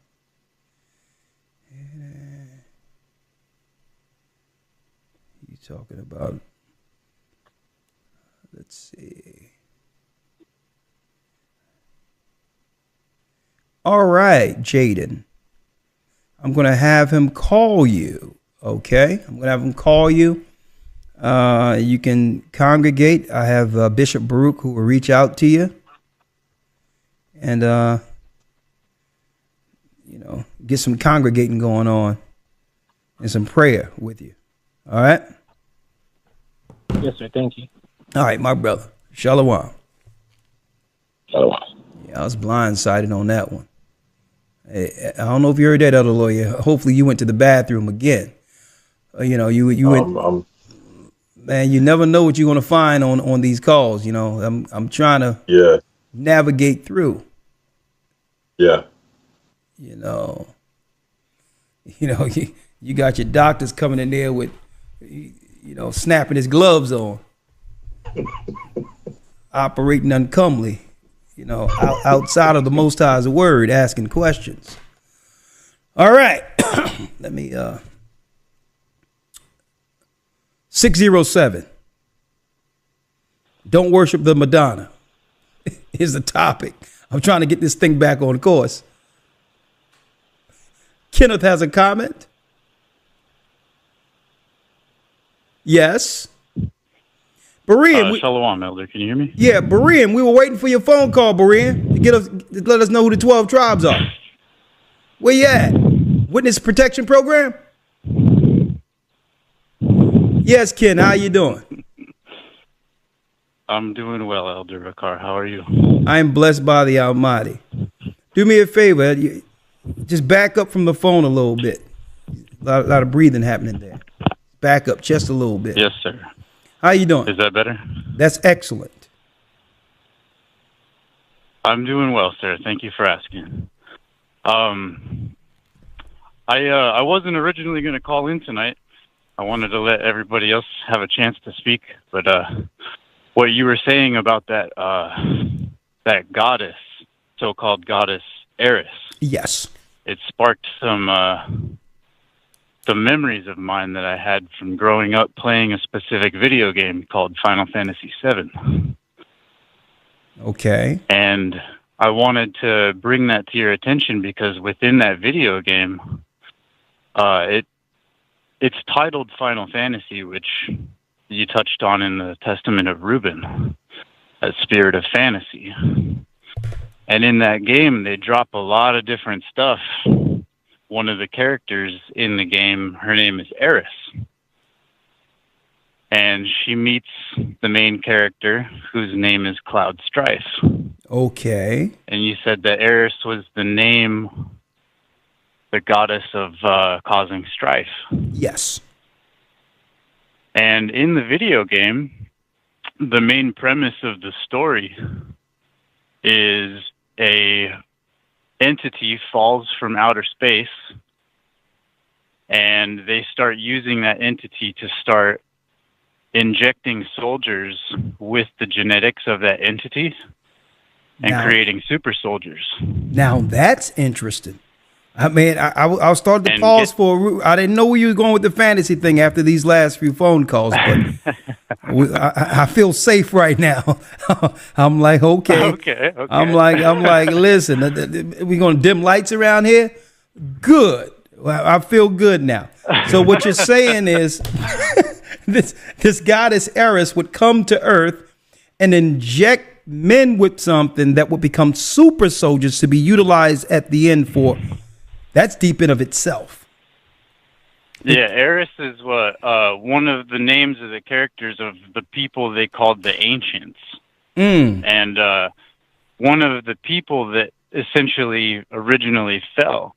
And the main ancient or person that fell originally, which they use as like the test subject 0. Get this, Elder. The name of that test subject is called Genova. Look at that. That's deep in of itself, because I was showing how they were celebrating this woman by the name of Eris the goddess. I mean, by the name of Mariam Williamson, who's running for president. I don't know if they're speaking in code. Meet Eris the goddess behind the force. Knowing that this woman under Greek mythology is utilized to utterly to utterly destroy the men within society and cause chaos. Who want that as president? Especially after Biden and Kamala. Right? Right? So I need you to think about this. Right? And this goddess, right? You know, a lot of them deal with these deities, right? These, like we're talking about. They worship and do sacrifice, a lot of them, to these things under these secret societies and all. But it tell you that she's the goddess of strife and discord. Her Roman equivalent of Discordia, which means the same, opposite of Harmonia. And imagine how they targeting our sisters, and people wonder why our sisters are, as they claim, not agreeable, this, that, and the other, not realizing they're being attacked with the spirit or being programmed to walk in the spirit of Eris. The sick goddess running around looking to abuse men. Okay. And one thing about this spirit of Discordia, there's some information out concerning the high rates when it comes to DV amongst women who are I don't know how it's possible, but are married to other women. How there's an uptick in fisticuffs going down. You know, when it comes to when the police come, you know what I mean? It's a free for all, and he don't know who to take. He don't know who's right or wrong, because usually you can side with the woman and move the man out. But I heard there's an uptick in DV and violence amongst women. And I believe it's because of this spirit that have been let loose between Kelly and Eris. Is an ideology of the goddess that have now destroyed society, and it's now seeping into the children, and man, it's a hot mess. There's no way America will be retrieved. What say you? Last word. Yes, sir. It's all connected, as you continually show us through the spirit. It's really a humbling experience to see all of the stuff that I grew up playing, these video games, you know, and I'll yield with this, Elder. Yeah. 1 Corinthians chapter 13 and verse 11. When I was a child, I spake as a child. I understood as a child. I thought as a child. But when I became a man, I put away childish things. Exactly. Exactly. Thank you, my brother. Bless you. Good, great point. You too, Elder. All right. Going down the line. Muted. Going down the line Unmuted. now that I'm okay. Thank you, Ken. May the Most High bless you. Bless all of you. And we do have a new Hebrew Bible Academy coming this January 7th. You don't want to miss it. Elder Lawyer, if you can run down some of the topics before I end it with a few calls. Yes, sir. Again, we have a new Hebrew and Bible Academy coming up January 7th. Some of the new lessons we're going to be covering consist of UFOs in the Bible. UFOs in the Bible. We're going to look at that again. Go on. The Jewish relationship with the tribe of Judah. The historical Jewish relationship with the tribe of Judah. First time taught in the academy. You want to be there to hear that particular lesson. Go on. Roundtable discussion on the purpose of man and woman. And we're going to have some special guests come in for that roundtable.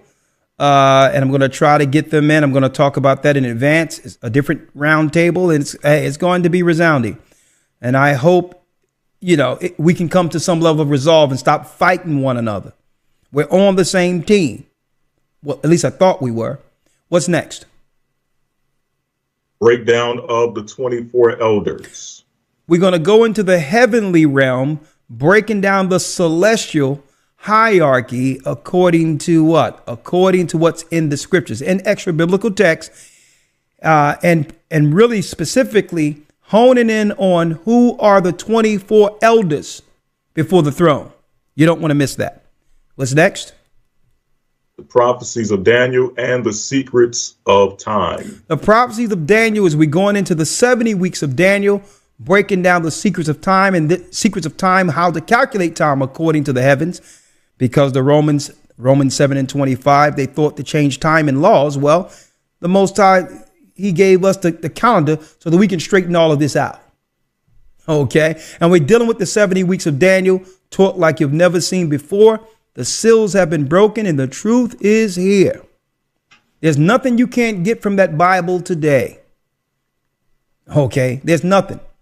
Everything is open to learn if you're willing to yield your spirit to the obedience of the Almighty and open yourself to understand that we've been lied to. Okay, so we're going to go back into Daniel, break the whole thing down.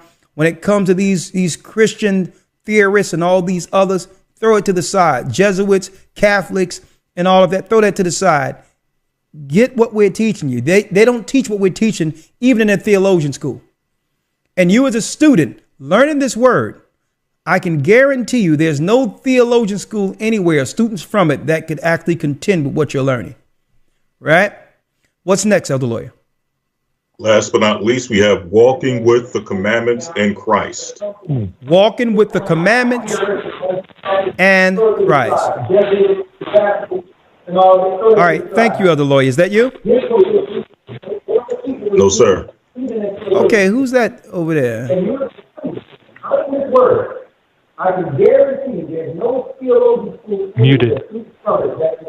Unmuted. All right. Who that? Oh, that's who that is. Oh, that was you, Ramar. He must have hit it by mistake. It's okay. All right. We have LJ and Amna wa Allah, Emmanuel. LJ? Yes.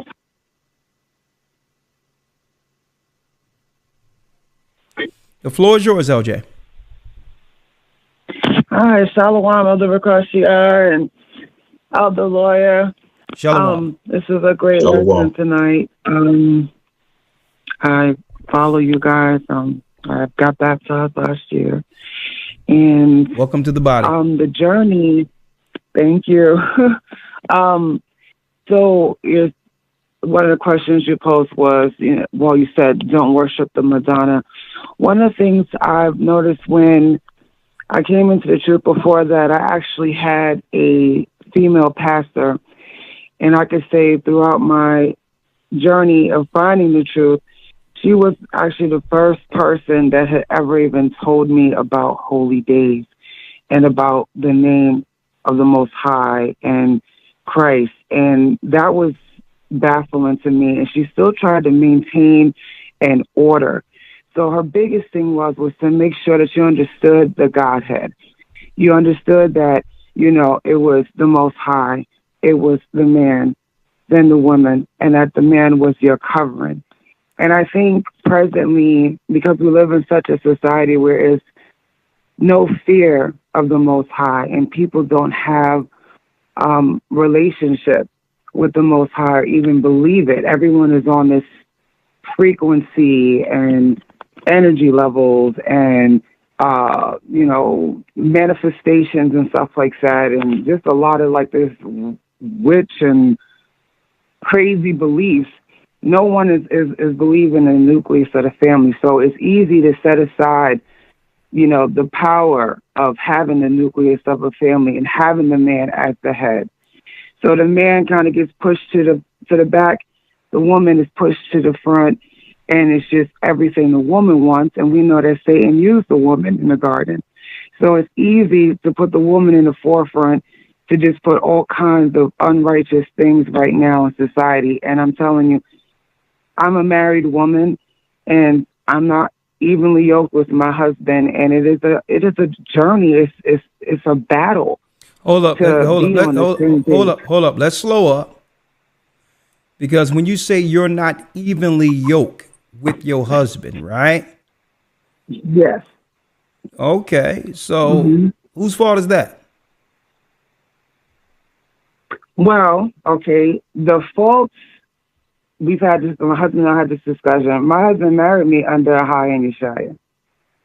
He's also a foreigner. So he was raised as a Muslim, and then he converted to Christianity. Okay, but when you say, without you going into everything for the sake of time. Okay.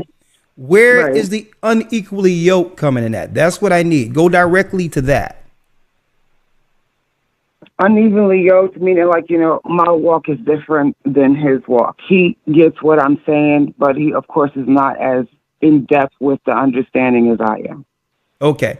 See, I like to get straight to that, because there's a such thing as in the book of Corinthians that states if a woman has an unbelieving husband, that he's covered through your prayer. Right? Right. I believe that. Exactly. Now, that's why you have to be careful what you say in public about your husband, right? Because even if he doesn't understand what you understand, right? Mm-hmm. You don't want to undermine him before people in public. That's number one. And number two, there's still things you are responsible for that you can do regardless of what he believes in. You can still be submissive. You can still, because I'm sure he's doing a lot of those duties that the scriptures that you believe in talks about without even following religiously, if you want to use that word, exactly what you're following. Correct? John, I agree. Well, I'm just saying. What I'm saying is, we have to be what you would call, to some degree, right?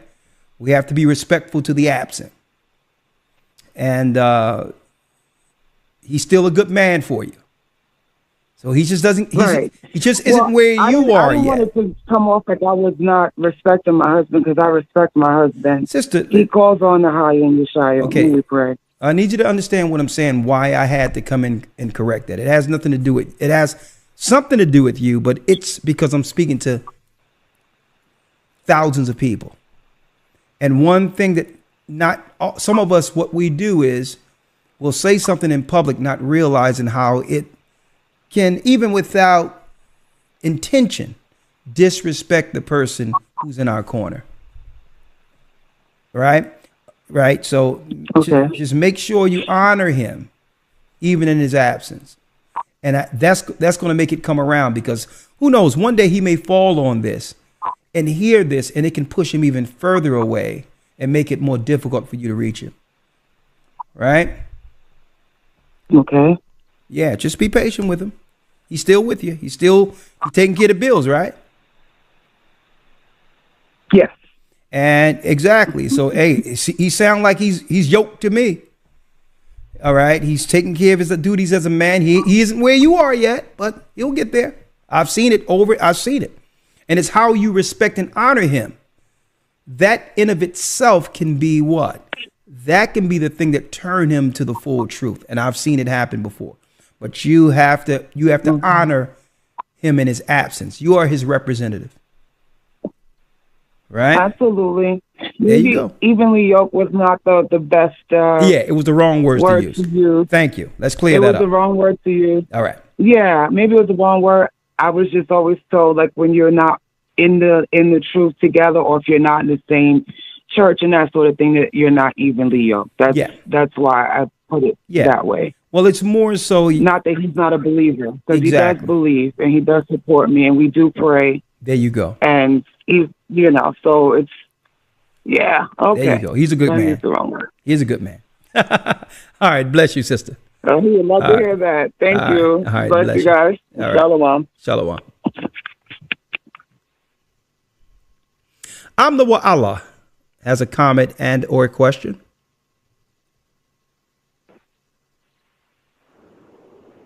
Hello. Hey, how are you? Floor is yours. I'm good. Shalom. So I have more like a story, and it's kind of one that really upsets me.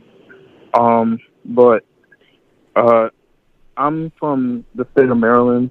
I find myself here in Los Angeles, California. Okay, come on. You got to pull it out of you. Let's do it. Let's talk. Yeah. And bring it. And I find myself, in a state or a position without necessarily a home. So when you say not necessarily a home, what is that? So I've been staying in like hostels, but it's not like permanent because I can't sufficiently fund it for a long period of time. You've been staying in what? In hostels or hostels. It's like shared rooms. Okay, so what you're saying in a nutshell, let's get straight to it. Right now, you don't have a place to stay. That's what you're saying. Yeah. Okay. But that's not really. Okay, where go I'm on. Going. I'm just general gist of the. So I found myself like here on the streets of LA.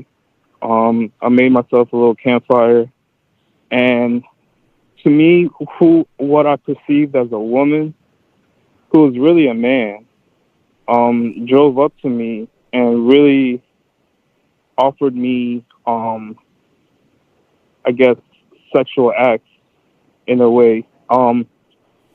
And honestly, like at first, I kind of had my doubts, but I was really out on the streets and I was warm. I mean, I had my little campfire, but I wasn't really like comfortable or anything. Hold up. Let's slow this roll for one moment. This is as far as we're gonna go in this story. As far as you said a man came up to you, like what they would call a transsexual, and that's that's as far as. And he propositioned you with you being, not having a place to stay or whatever the case is. I'm sure this is as far as we go with this, right? That's the gist of it. Yeah. Okay. Of course, you told him. Well.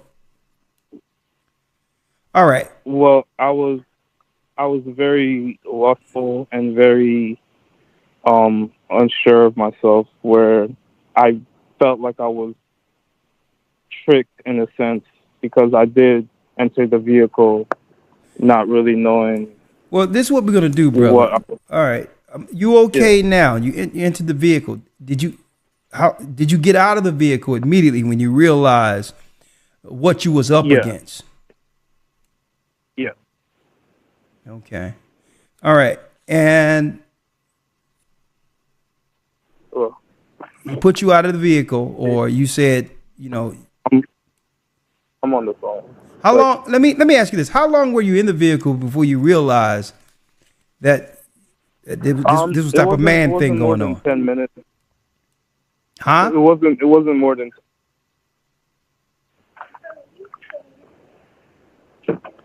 Well, let's do this. Let's do this, Emmanuel.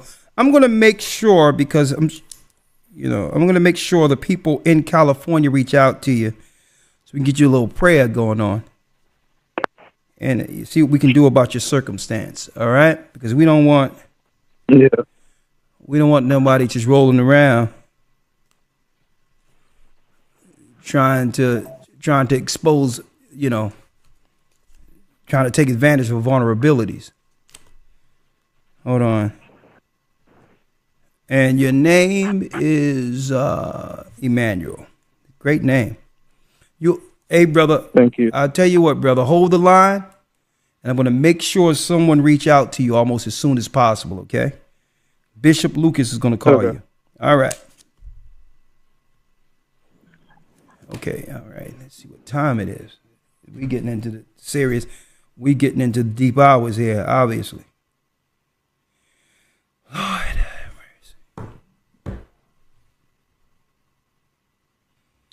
Lord, I'm about to play a little Houdini up in here. Dun, dun, dun, dun, dun. Lord, in the morning. 414 area code. Hold the line.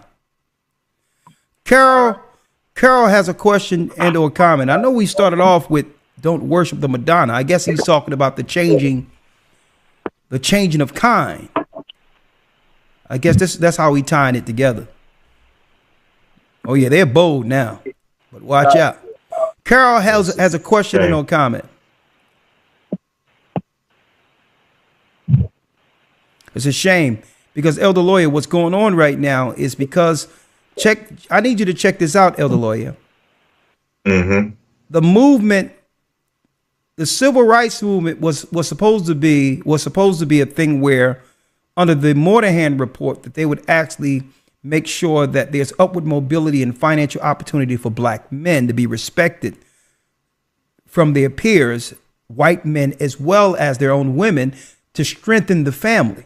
That's what civil rights was for.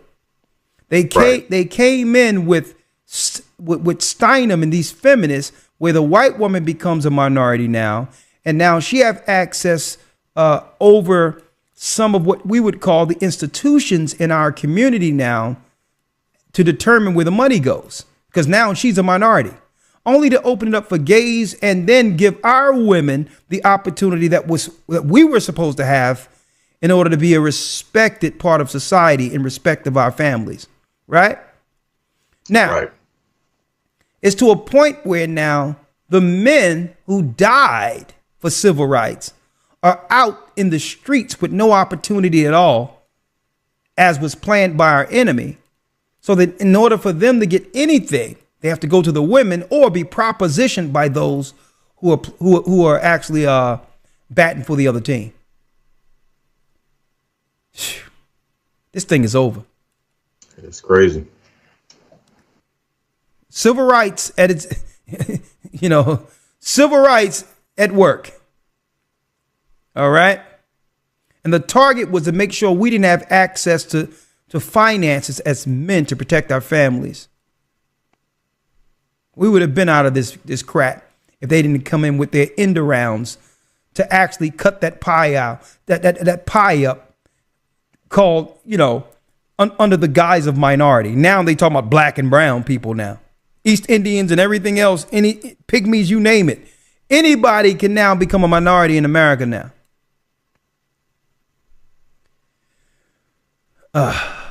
Lord, Sunshine.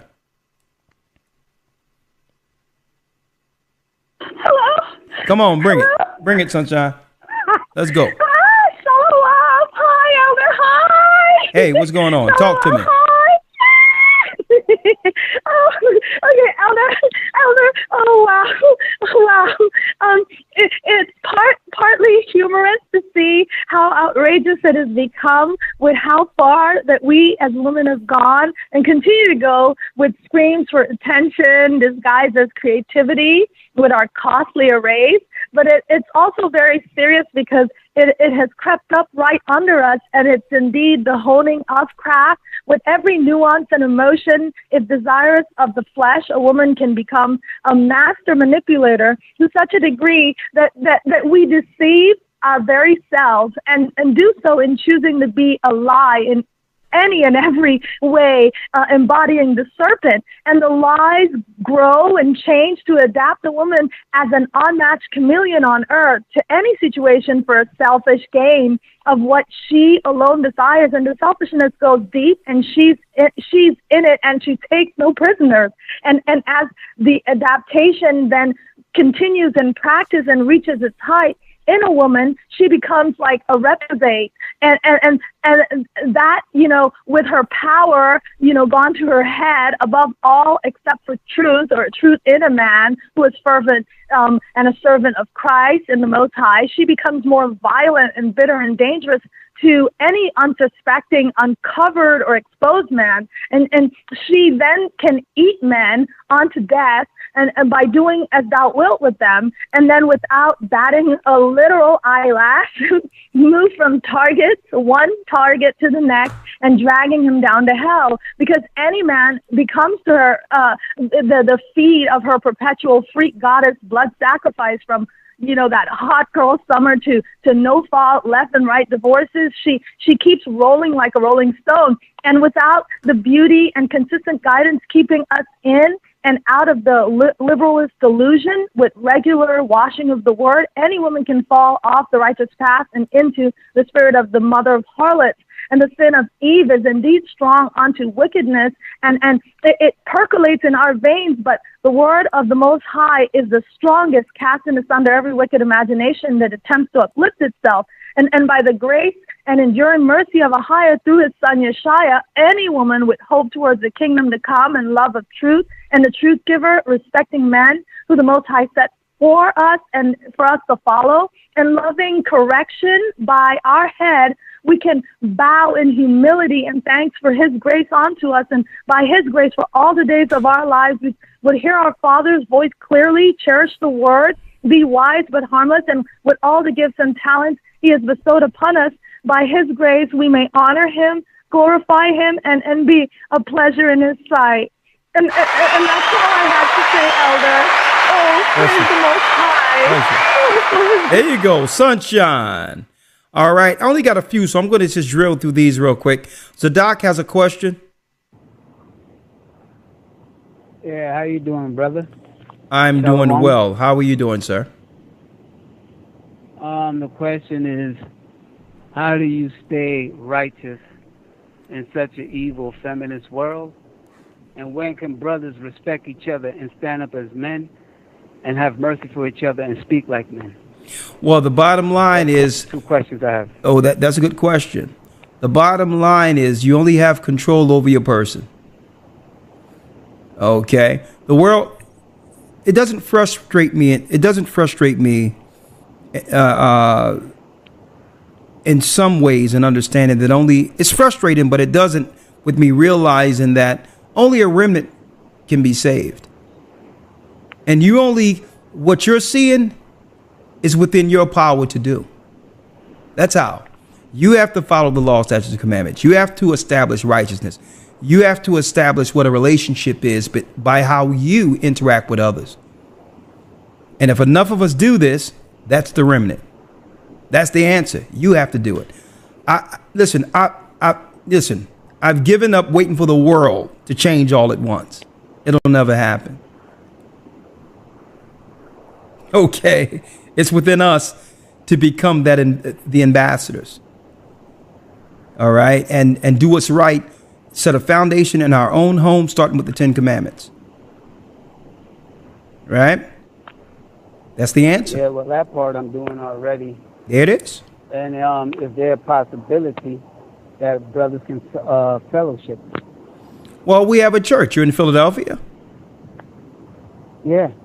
Have you come to the church in Philadelphia? No, I ain't never been there. You want a fellowship? I can text your number to Bishop Amath right now, and we can make it happen. Let's fellowship. Huh? Yes, please do. Please do. And your name is Zadok. Were you named Zadok, or that's the name you took on?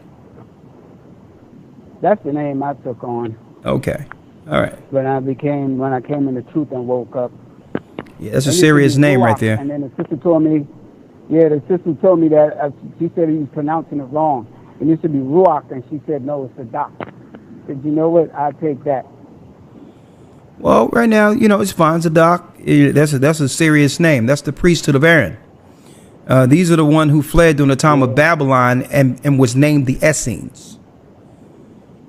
Oh, okay. Yeah. All right. They kept the priesthood alive until Christ came on the scene. They were the real deal, the sons of Zadok. Well, thank you, brother. I text your number to Bishop Amath, and let's see. No. Hold on. Let me make sure. And he'll be calling you. Hold on.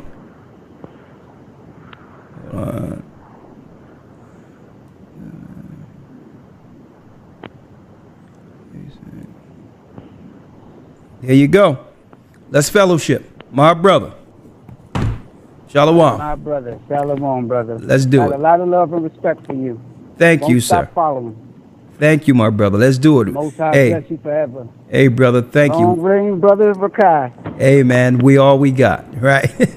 Shalom. Let's do it. Yes, sir. All right. Shalom. Shalom. Tracy has a question or comment, and then after that, Lynn has a comment, and we'll end it there. There's no more calls. Tracy? Hey. I've never heard of the Black Madonna until maybe 3 years ago. Putin started showing off his artwork. Yeah. And he has a lot of art pieces that are biblical, that are black. And I was always wondering what the Black Madonna meant. But here in America, I've noticed a lot of the young girls, they're following. Have you ever seen that tattoo Rihanna wears up under her breast? No. I think it's a tattoo of a woman by the name of Isis or a Set or Nefertiti. Okay. Are they under the same spirit as the Black Madonna? Absolutely. Isis is the Egyptian name for Semiramis. It's the same demon woman.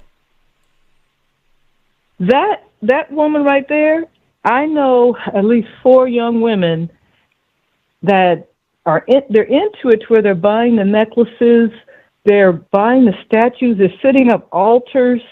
That is what a lot of young girls are into. Have you done a podcast on that? And if not, can you do one? I've been trying to.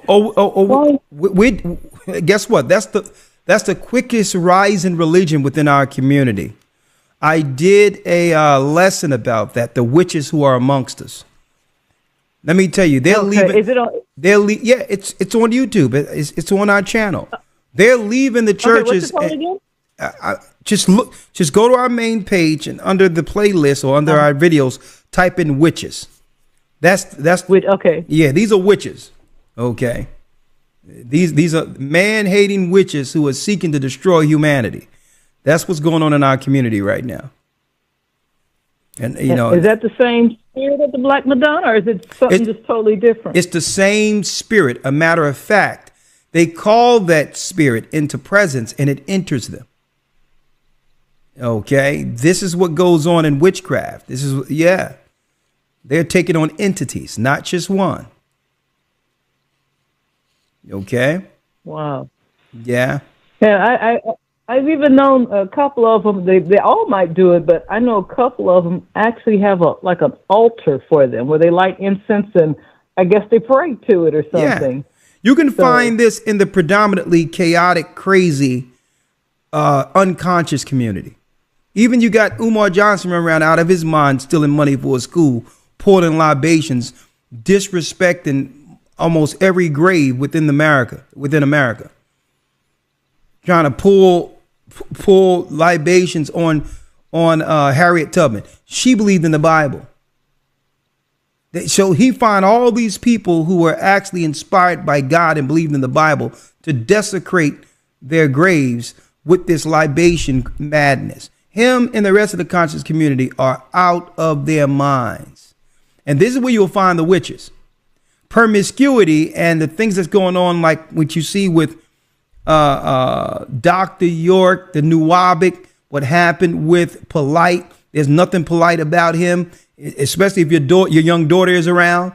This is this is the spirit of chaos in our communities. So yeah, and believe it or not, sister, it's not just the women are doing this. You got men who you have men who are part of Egyptology and all that, go both ways and all that, and that's also a prominent part of the conscious community that they're actually hiding. The fact that the gay life and all that is a clear component of the conscious community. Matter of fact, I'm going to be talking about that next Wednesday. Witches and warlocks in the conscious community will be our lesson. AC, make sure you put that up for Wednesday. Witches and warlocks within the conscious community. All right. Because I would love to send a couple of them to watch it, because I just think there's something wrong with it, and they sing and they all say the same thing, that I'm not religious, I'm spiritual. Yeah. And I'm like, yeah, what spirit are you talking to? The spirit of the spirit from the seventh ring of hell. And another thing, you can find them when they're wearing those bull rings and looking mad and all that. All those are indicators that an entity have entered. But don't worry about it. I'm going to deal with that next Wednesday, sister. Believe me, we're going to deal with that. All right. Doesn't one of them have a son called Horus or something like that? Yeah, and Horus is another name for Tammuz. So Horus, just Nimrod, Horus, all of them are the Yule child. It's just that it's the same Babylonian religion that came from the Tower of Babel once the tongues were split. The Babylonians call it Semiramis and Isis. Semiramis, Nimrod / Tammuz. And the Egyptians call it Isis, Osiris, and Horus. It's the same deities under a different society, the same demons. All right. Okay. Okay. I'll talk about it next week. All right. I'll deal with that next week. All right. Well, thank you. You're welcome. Thank you. You have a great day. You're welcome. Bye-bye. All right. Oh, yeah. Next week, the witches and warlocks of the conscious community. You don't want to miss it. 540 area code. Yes, sir. How you doing? I'm doing well, Lynn. Last call. What say you? Well, I was going to say something about the Tower of Babel and all of that, but I forgot. But what I wanted to say with the feminism and things, I wanted to say something to our sisters. Don't tell me you've been waiting so long. Don't tell me, Lynn, you fell asleep. Did I wake you up? No. I was just sitting here patiently waiting, brother. Oh, okay. I'm sorry. All right, go on. I appreciate y'all letting me talk. Okay. But I just wanted to say something to my sisters, you know. What I wanted to say about the Tower of Babel, the worshiping of beasts. If you could do a show on that for the people and show them that's where a lot of these empires have failed. I mean, you even see it in the Native American culture with the totem poles and all these worshiping of the beast. You know, the bull always shows up. I think that's a big part of man's fall, and God has been here since the beginning trying to get us right. So, you know, that's just part of man. They just keep on going back to worshiping beasts. But as far as the feminist topic, we know that the black family has been broken up since slavery, so let's not pretend that this hasn't been going on since we've been here. And, you know, we had Dr. Frances Cress Welsing, and it was either her or Scheherazade Ali in a documentary that they did, and they said that feminism is the white woman's fight. It says, black women haven't been under the black man's thumb for 400 years. That is so correct. Sisters, we need to remember that. We need to remember since slavery that they have broken up the black family, and we have to remember in the 60s during the feminist time when your brothers was fighting side by side with you in civil rights, and then all of a sudden here comes the feminists, you know, snatching you one by one out of the fold to get us to this point, because the sisters wasn't going for that because they knew better back then. They knew that they hadn't been under the black man's thumb, and they knew that they had been under the government and their master's thumbs forever, you know, since they've been here. And one more thing, abortion has killed more than any other, you know, cause of death. We try not to use that word. You probably go, the child deletion or whatever the case is. That trigger the algorithm, but go on. I'm very sorry for saying that. That's fine. And then I have two questions. One is for Elder. All right. Did the song "Ain't Nothing Going On But the Rent" have anything to do with this? And then the other one is for my brother who's reading. Is bag chasing a form of selling your body? You know. Well, I don't want to say the word. Well, brother, let me tell you. I mean, I can tell you, man. You it's so poignant that you got straight to the point and you hit so many key details of what we were actually talking about. Number one, there was never a time where our people under chattel slavery where the black man was in power to abuse our women. Right. That's another lie the feminists did to gain the spirit of our women to their side to destroy us. And by destroying us, they would, by proxy, get to the sons and destroy these same women they've convinced against men to destroy their sons also. Right? That was the witch move.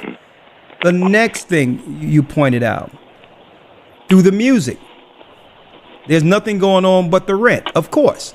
You know why they started stating that? Because I mentioned earlier, but it tell you Babylon the Great is the mother of harlots. So the mother of harlots is a madam who's over what? Who's over a harlot house. Yes. So obviously, you would turn relationships into what? Financial exchange, because that's what you do at a harlot house, where everything is about what you can do for me financially in exchange for sexual favors. Well, that's what a harlot house looks like. So it's been embedded, it's been planted in the music to initiate our women into this transactional mindset. And by doing so, they have lost part of themselves, their soul. The more you lose your purity when it comes to your body, a little piece of your soul goes with it. And that's what the feminists, that was their target the whole time, knowing that the prophets would come through the womb of our sisters. But you know what? Some of our mothers stood strong.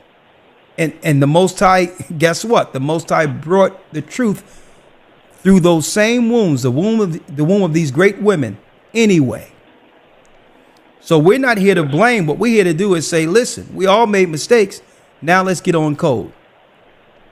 Brothers and sisters, let's not point fingers. Let's point to what's wrong. So to not go back down those paths and to draw more brothers and our sisters to the light, because this is the only thing that's going to work going forward. The old way doesn't work because men aren't participating like they used to. Thank you, my brother. Yeah. Yes. I just wanted to say the truth is what will set us free in love, but we have to have the truth put out here, and we have to talk like this to each other, because we could, you talk to your brother and sister this way, and this is the way we need to talk, and I love y'all and appreciate y'all, and thank y'all, and keep up the good work. Thank you, my brother. I appreciate you. Thank you. I'm glad I went through all these calls. I didn't want to miss this. This is a great way to end the call, in the night. I appreciate you, brother. Thank you. Thank you, Brother Lynn. Bless you. You can tell that brother's patient, wisdom. Hey, I'm glad he's on our side. With that, I'm going to say shalom. I'll see you all. Join the Hebrew and Bible Academy, historytimes.org. Thank you, Elder Lawyer. Thank you, Elder Dell. Thank you, Elder Yarack. Thank you, all the elders, bishops, all the people working behind the scene. We are the children of Israel in the spirit of Christ, and we are back. Have a great evening. I'll see you on Patreon this Friday. Shalom.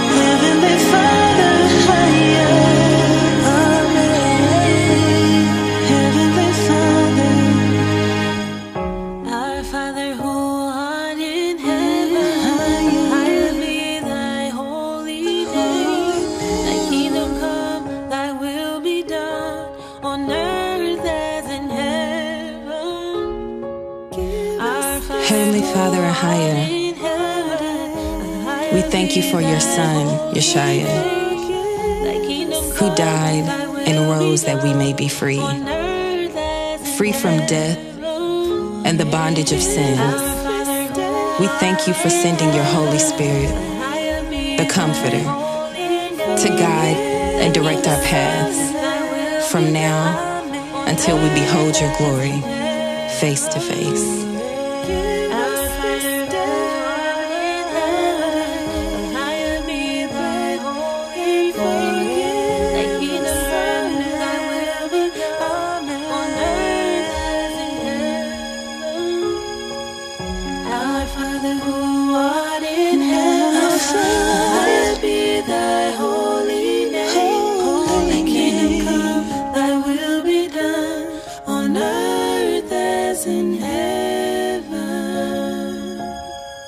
Amen.